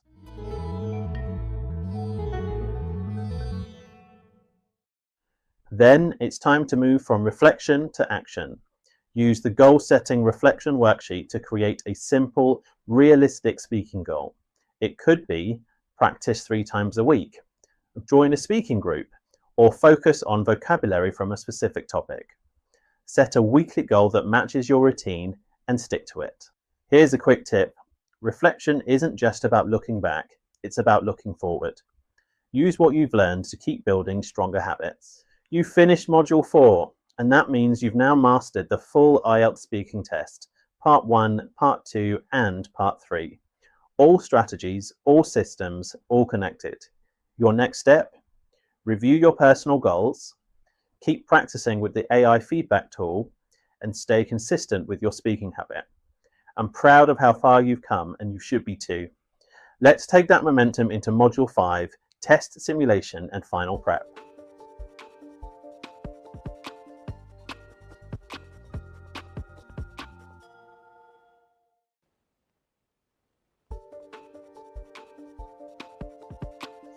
Welcome to Module 5, your final preparation stage before test day.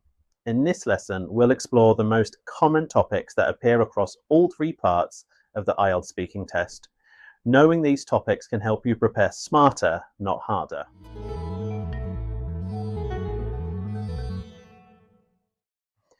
While the questions in each part are different in style and difficulty, the themes are often repeated.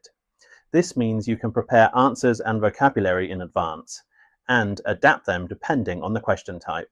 Here are the top 10 most common IELTS speaking topics that appear across all 3 parts. Home and accommodation, work and study, hobbies and free time, technology, travel and holidays, education, health and fitness, environment, culture and traditions, and media and communication. Each of these can appear in Part 1, Part 2, or Part 3.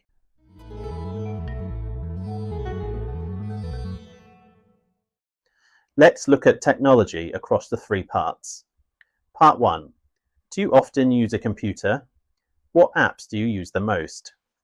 Part 2. Describe a piece of technology you find useful. Part 3. How has technology changed communication in recent years? Do you think society relies too much on smartphones? Same topic, different angles. By learning 5 to 10 flexible ideas for each topic, you can be prepared for almost anything.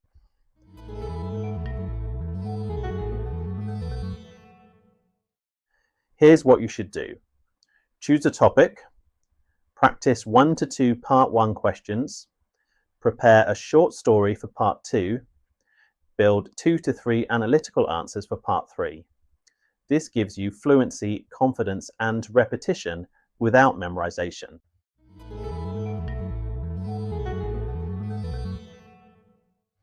Try this now. Choose one topic. Let's say health.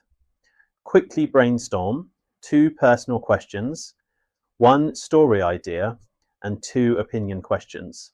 Now, practice answering one from each part. Here's a quick tip.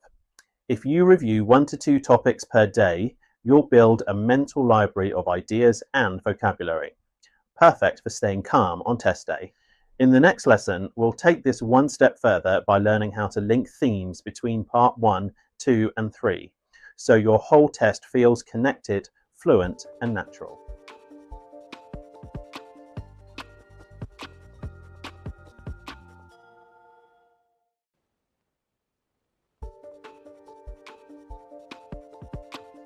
Welcome back. In this lesson, we're looking at one of the smartest strategies for scoring higher on your IELTS speaking test, linking your answers across all 3 parts.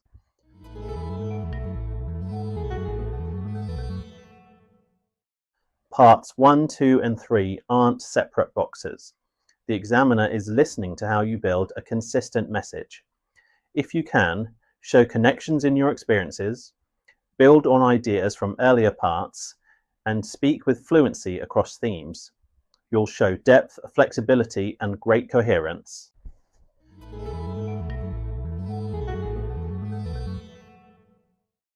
Let's say your Part 1 question is, do you enjoy travelling? In Part 2, you might get, describe a memorable trip you took. And in Part 3, do you think people travel more now than in the past?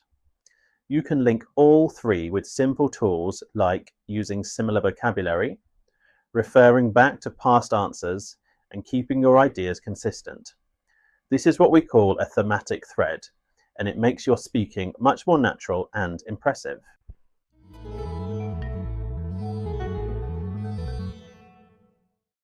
Now it's your turn to practice building that thread.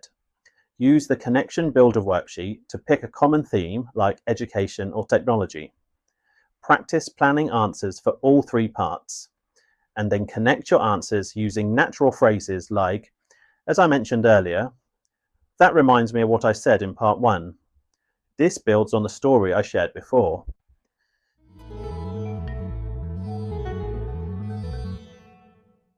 We've also included a 3 full-part practice set where you'll respond to 3 linked questions, speak your answers aloud, and reflect on how well they connect. This is great test day preparation, and it boosts your confidence when topics overlap. Here's a quick tip. Your goal isn't to memorize a script. It's to build fluency around big ideas and handle any question with a consistent voice. You now have a powerful way to link your thoughts across the test. Practice these connections regularly and you'll sound more fluent, more flexible, and more prepared. Next up, a final brush up on the grammar you'll need before test day.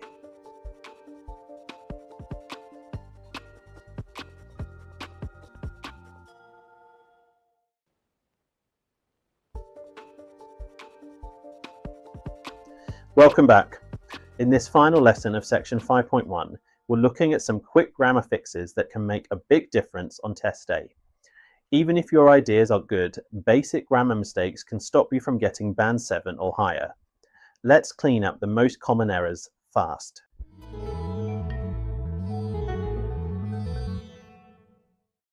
These are the 4 most common grammar mistakes IELTS candidates make and how to fix them quickly. Fix number 1. Past tense for past stories. When you tell a story in part 2, always use past tense for events. For example, last year I go to Thailand and see beautiful islands. Here's the right way. Last year I went to Thailand and saw beautiful islands. The fix: look out for irregular verbs, write a short list and revise them. Fix 2. Subject-verb agreement. This is when the verb doesn't match the subject. For example, my brother liked to travel. This is the correct way. My brother likes to travel. The fix: double check he, she, it forms and add that s to the verb in the present tense. Fix 3. Articles. Articles help you sound more natural, and missing them can make your grammar feel broken. For example, I went to cinema and saw an amazing film. The correct way to say this: I went to the cinema and saw an amazing film. The fix: repeat this rule to yourself. A for one of many, the for something specific. Fix 4. Complex sentences. To hit band 7+, you need to mix sentence structures, not just use simple ones. For example, I live in a flat. It is near the city. I like it. A better sentence would say, I live in a flat that's near the city, which is great because I don't spend long commuting.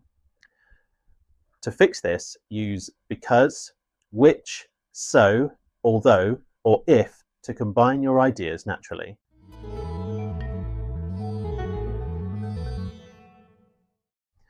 Let's test yourself. Record one short answer for this question. Do you prefer going out or staying in? Then play it back and ask, did I use the right verb tense? Do the verbs match the subject?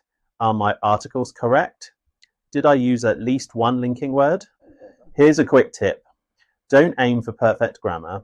Aim for clear, varied, and natural. A few small improvements here can push you into band 7 territory. Great job.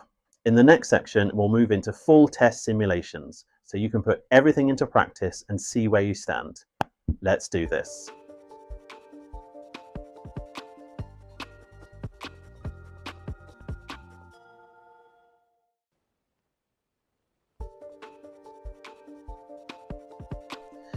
You've made it this far. Now it's time to put everything into practice. In this lesson, you'll complete your first full IELTS Speaking Test simulation from part 1 to part 3, just like it happens on test day.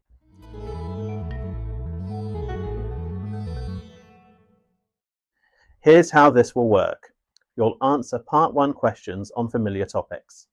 Then you'll be given a part 2 cue card with 1 minute to prepare and 2 minutes to speak. Finally, you'll respond to part 3 discussion questions related to the topic in part 2. Your goal: treat this like the real thing. No notes, no pausing the video, no second tries. This is your practice test. Raw and real.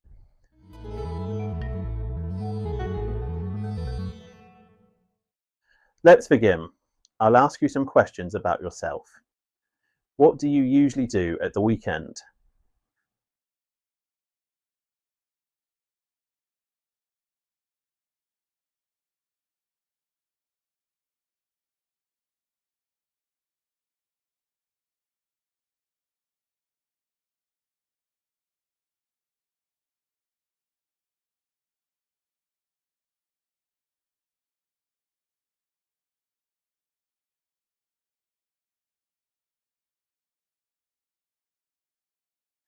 Do you prefer spending time indoors or outdoors?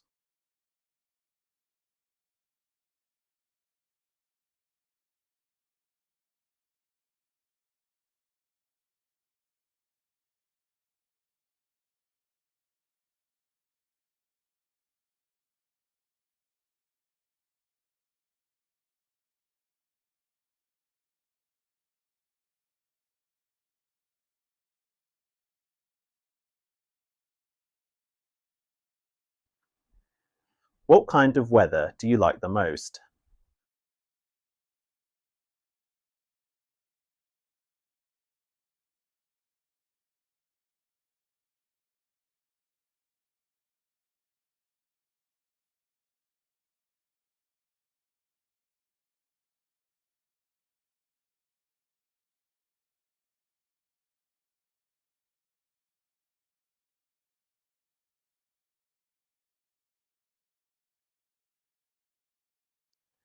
Do you think your hometown is a good place for tourists?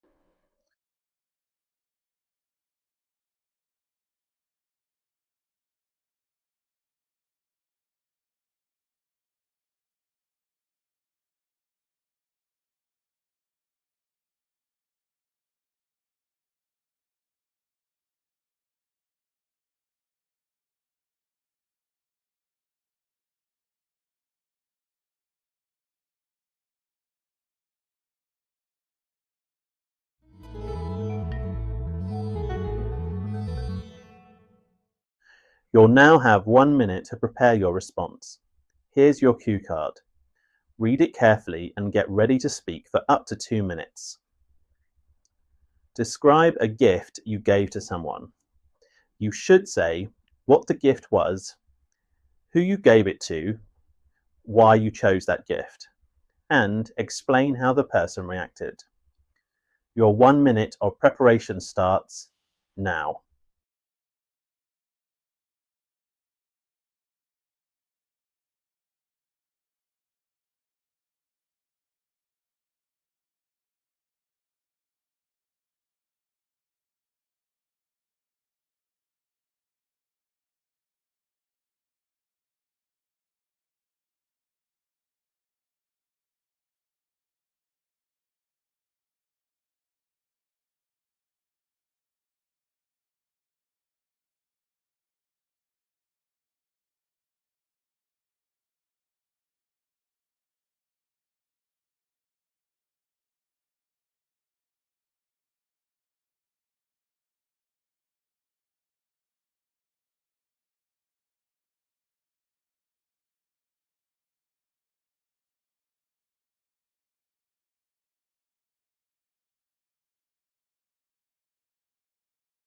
Okay, please begin speaking now.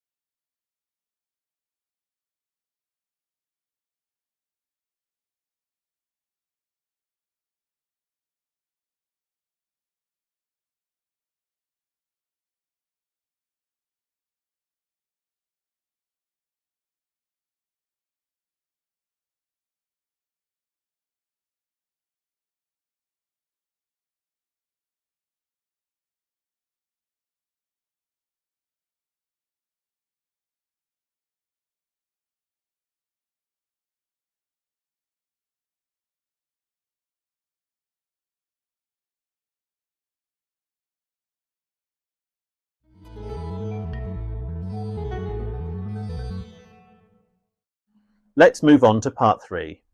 I'll ask you some questions related to the topic of giving and receiving gifts. Try to give thoughtful, extended answers. Why do people give gifts?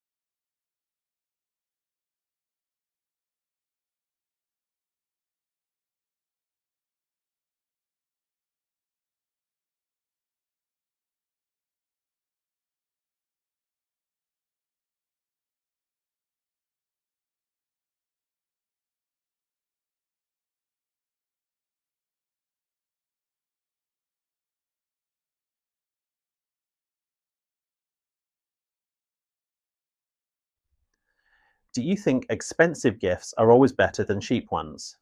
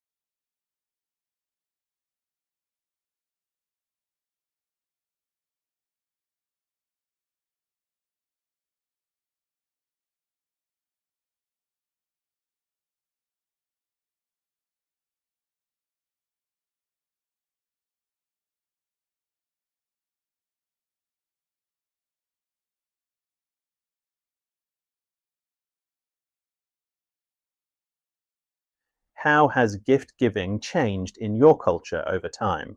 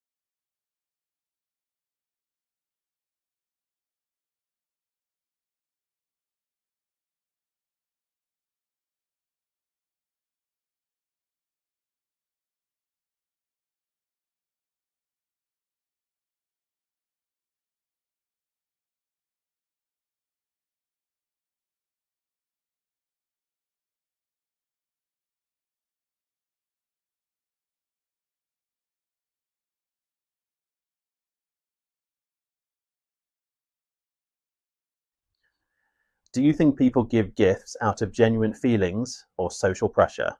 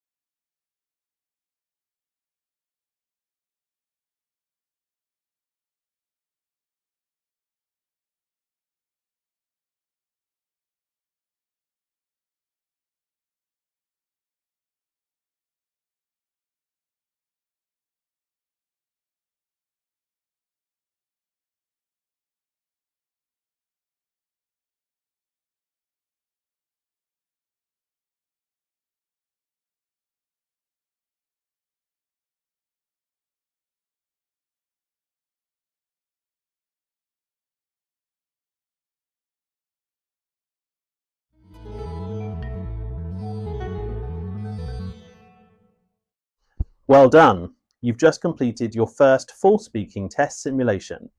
Now it's time to reflect. Ask yourself, did I speak fluently even when I wasn't sure? Did I use a variety of vocabulary and grammar? Did I organise my thoughts clearly? Did I stay calm under pressure? Listen back to your answers and make a few notes on what went well and what to improve next time. Here's a quick tip. Don't aim for perfection, aim for progress. Each simulation brings you closer to confidence and clarity. This was a major step. Whether you stumbled or soared, you did it.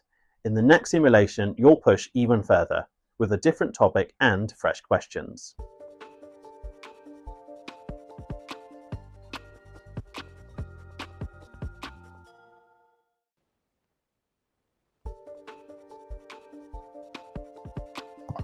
Welcome back. You've already done one full speaking test simulation. Now it's time for round 2. This time, we'll change the topic and questions, but the format will be exactly the same.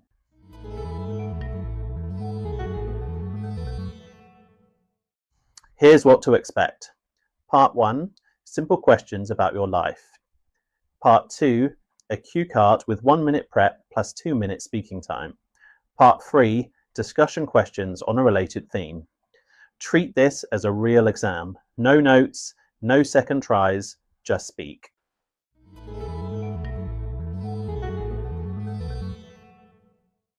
Let's begin with part 1.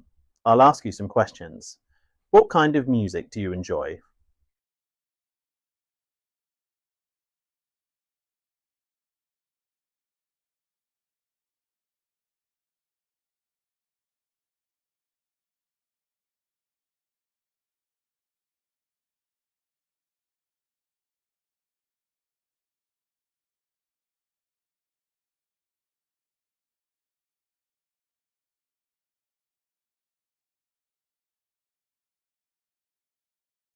Have your music preferences changed over time?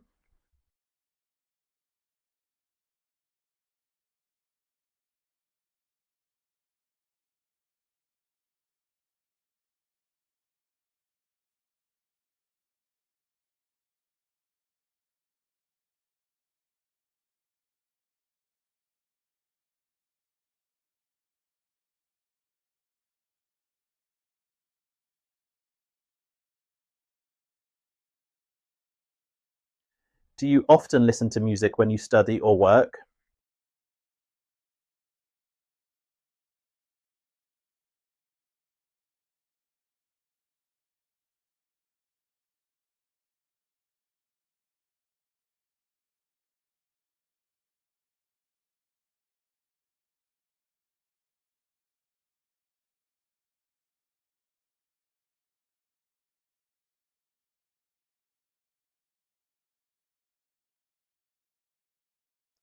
Is live music popular in your country?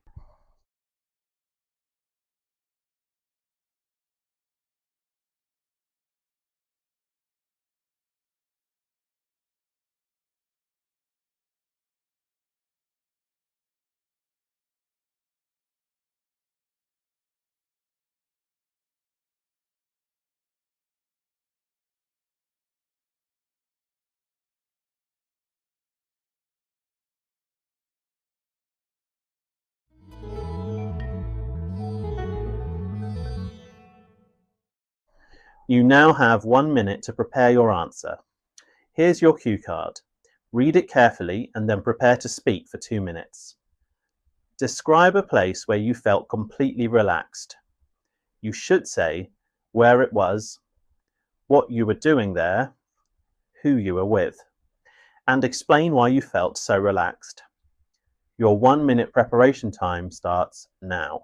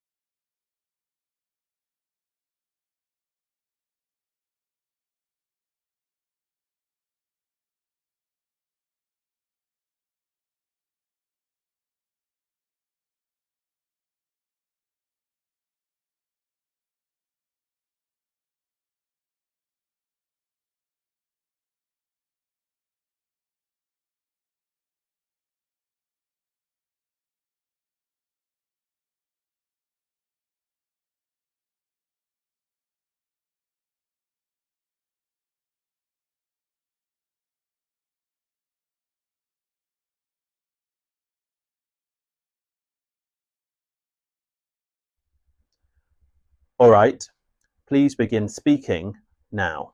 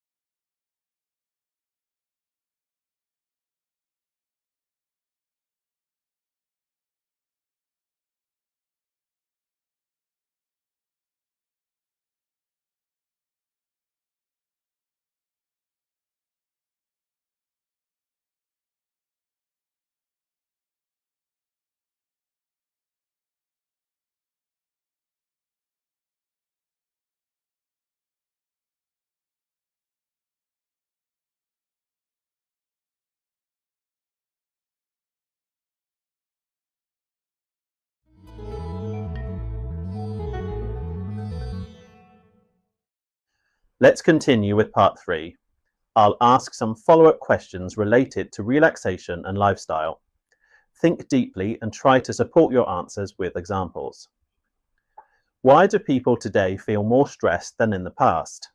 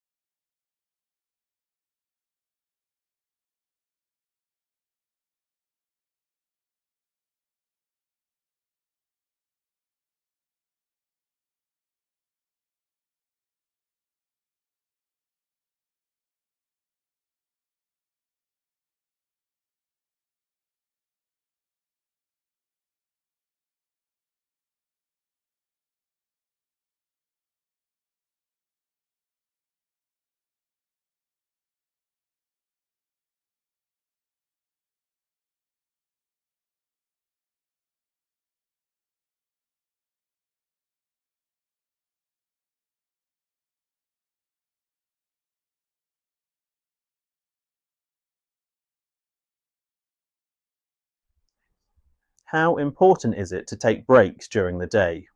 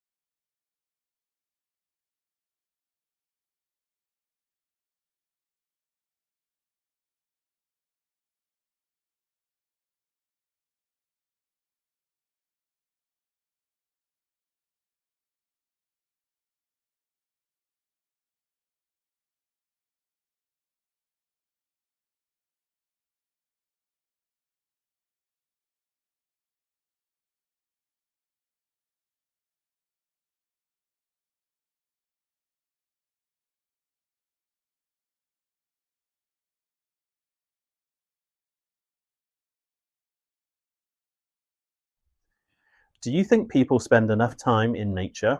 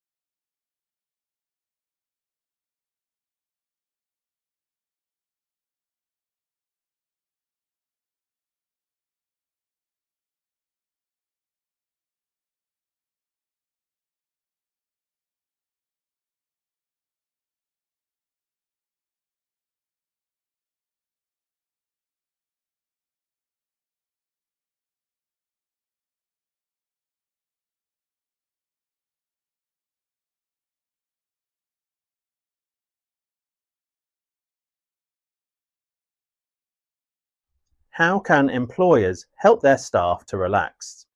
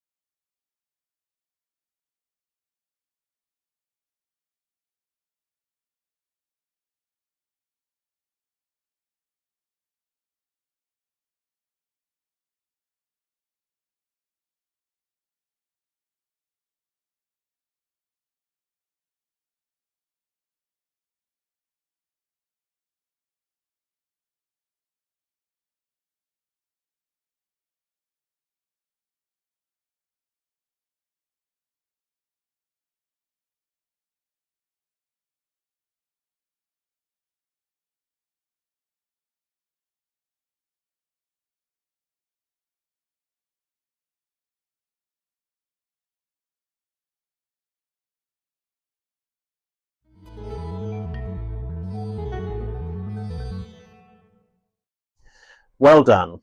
Now take a few minutes to listen back to your recording and reflect. Did you answer each question fully? Did you manage your time well in part 2? Were your ideas clear and relevant in part 3? How was your grammar, vocabulary and fluency? Here's a quick tip. Part 2 is often where nerves hit hardest, so practicing under time pressure is the key to building test day confidence. You're making real progress. With each simulation, your clarity, fluency and confidence improve. Next up, simulation 3, your final full test before we review everything.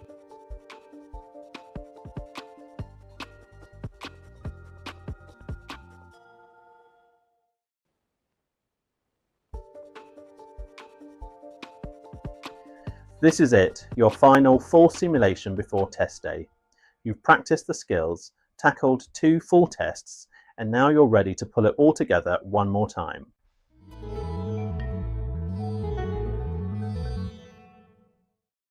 Just like before, you'll go through Part 1, interview about familiar topics, Part 2, cue card, 1 minute prep, 2 minute answer, and Part 3, follow-up discussion questions.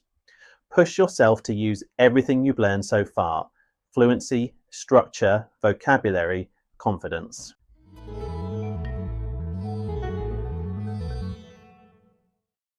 Let's start with Part 1. Answer each question naturally and confidently. Do you enjoy traveling?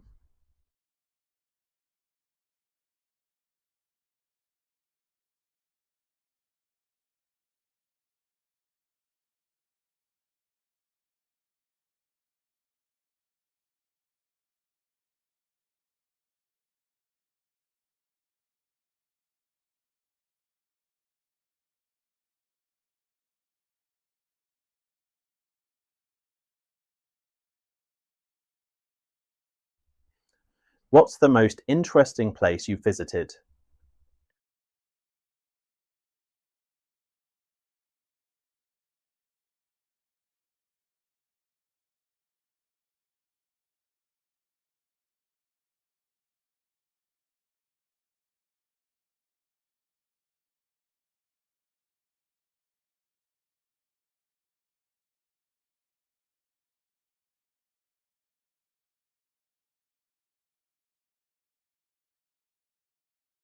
Do you prefer to travel alone or with others?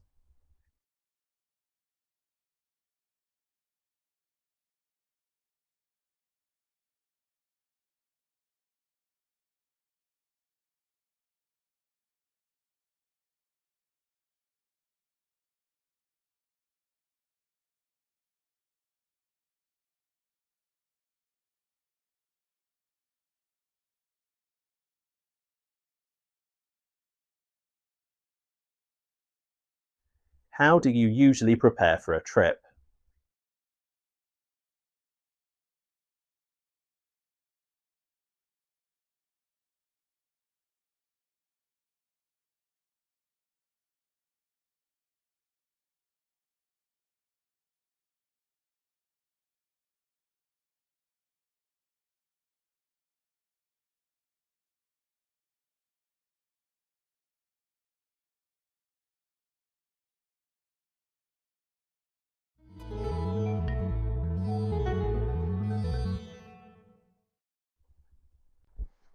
You now have 1 minute to prepare your response. Here's your cue card. Read it carefully and plan your ideas. Describe a person who has inspired you. You should say who the person is, how you know them, and what qualities they have, and explain why they have inspired you. Your 1 minute preparation time starts now.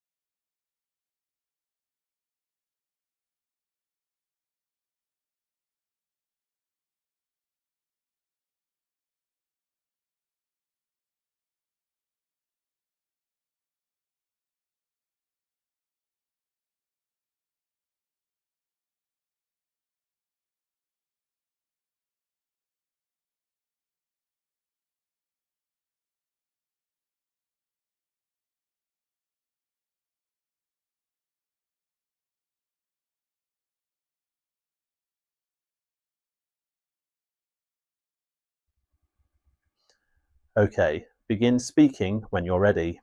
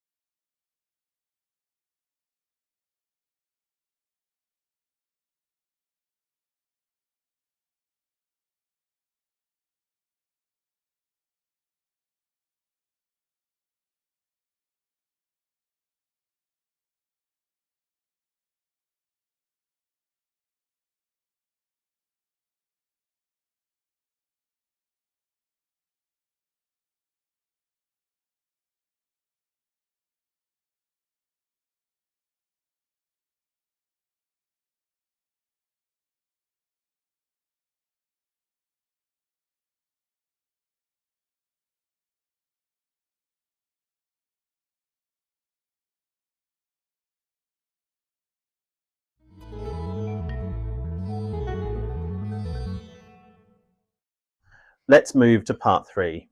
Try to give thoughtful, extended answers with examples. What qualities make someone a good role model?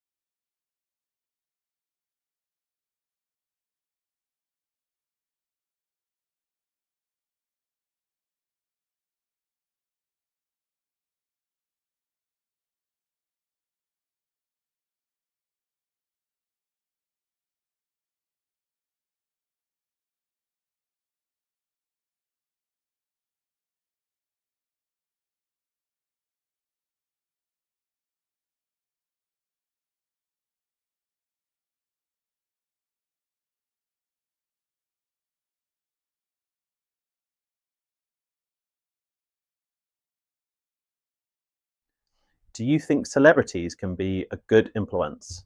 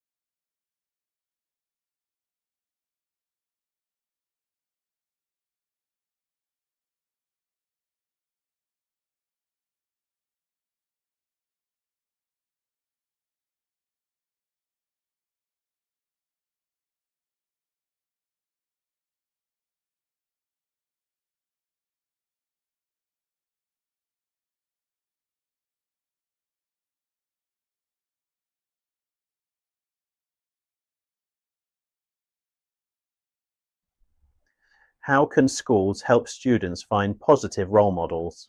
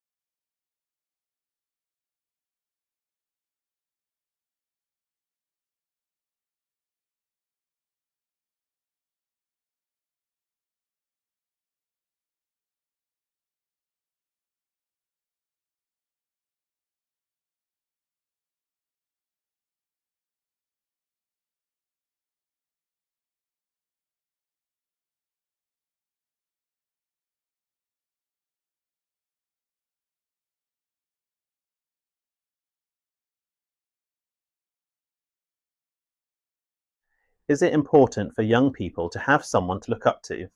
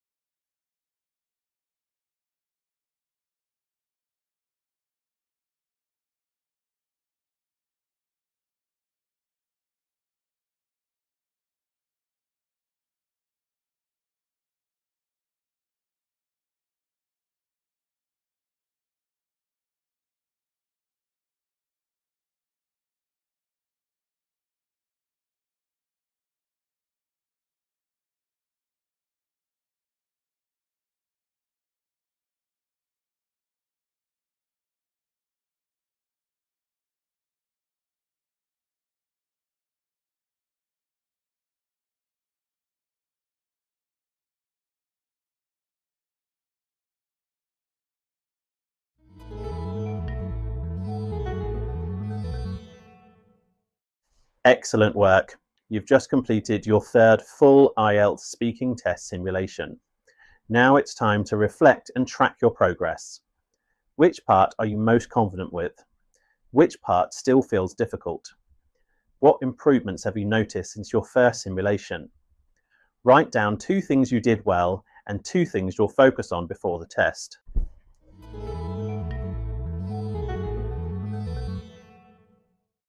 Now that you've completed all 3 full test simulations, here's a powerful next step.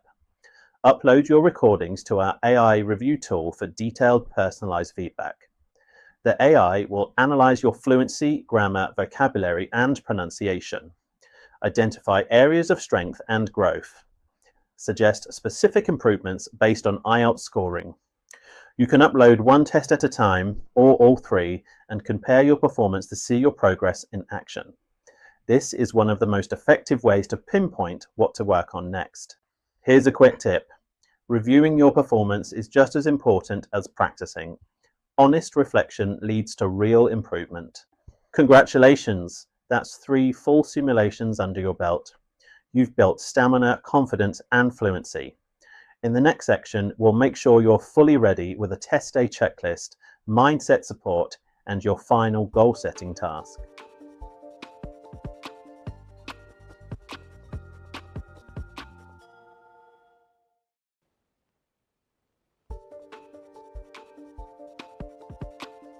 You've done the hard work. Now it's time to walk into test day feeling fully prepared and in control.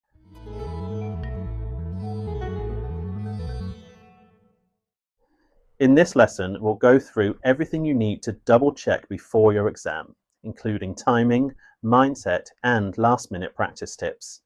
We've created a downloadable checklist to guide you through it all.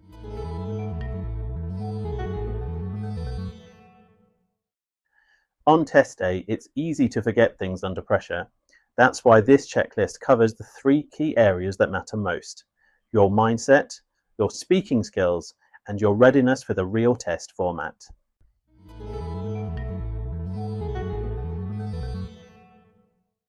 Here's how to use it. Go through each item one by one.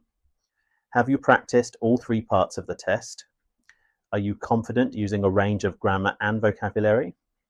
Have you recorded yourself and reflected? Have you worked on fluency, not just accuracy? Here's a quick tip. Confidence doesn't come from luck. It comes from preparation.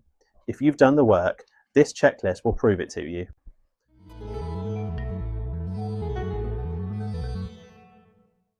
We've also included a Band 7 Plus speaking checklist to help you focus on what high-scoring answers include, such as strong linking phrases, clear structure, confident delivery, and grammatical range. Use this checklist after each mock test. Tick off the strategies you've mastered and highlight areas to review before test day.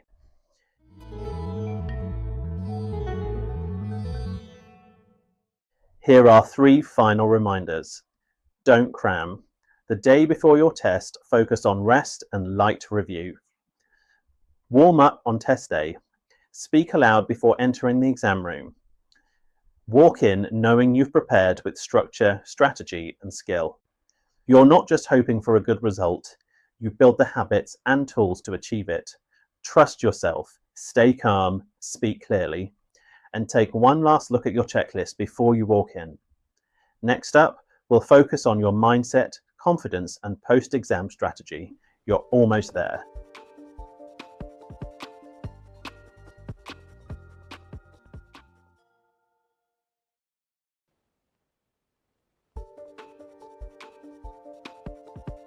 You've made it to the final stretch. This lesson is all about confidence, nerves, and mindset, because how you feel inside affects how you perform on the outside.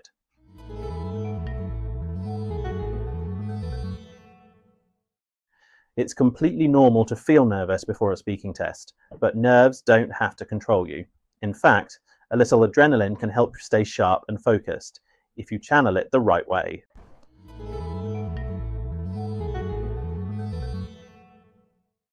Confidence doesn't mean being perfect, it means being prepared, calm, and willing to speak up even if you make a mistake. Here's what confident candidates do. They smile and breathe before they speak. They pause to think, not panic. They know one small mistake won't ruin the test. Remember, you are being judged on your ability to communicate, not to deliver a perfect speech.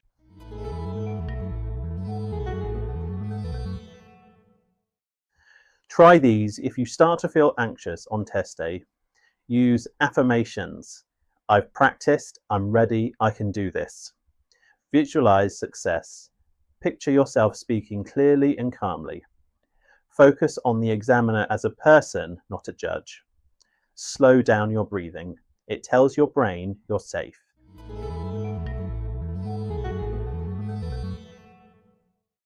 Let's take 30 seconds right now. Write down one reason you feel confident, one thing you'll do to calm your nerves, and one sentence you'll tell yourself before speaking.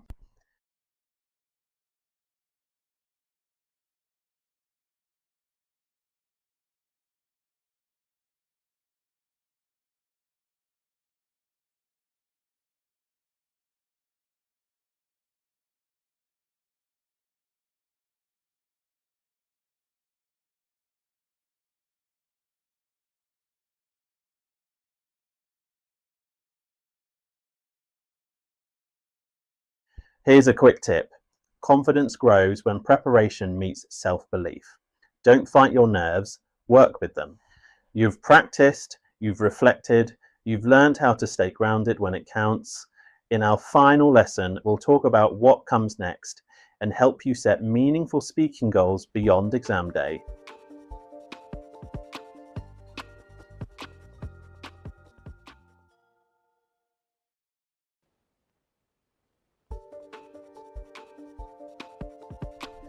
Well done!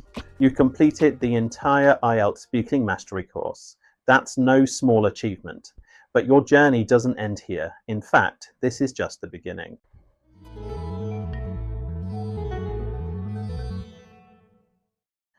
Now that the test is over, or even if it's still ahead, it's time to shift your focus to growth.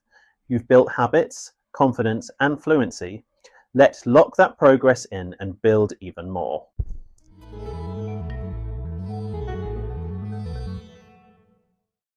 Start by using the post-test goal planner. This worksheet helps you reflect honestly on how the exam went, or how practice has felt, and then guides you in setting short-term goals for the next 2 to 4 weeks, long-term goals for the next 2 to 3 months, focus areas for grammar, fluency, or vocabulary, and new weekly routines to keep improving. It's all about turning insights into action.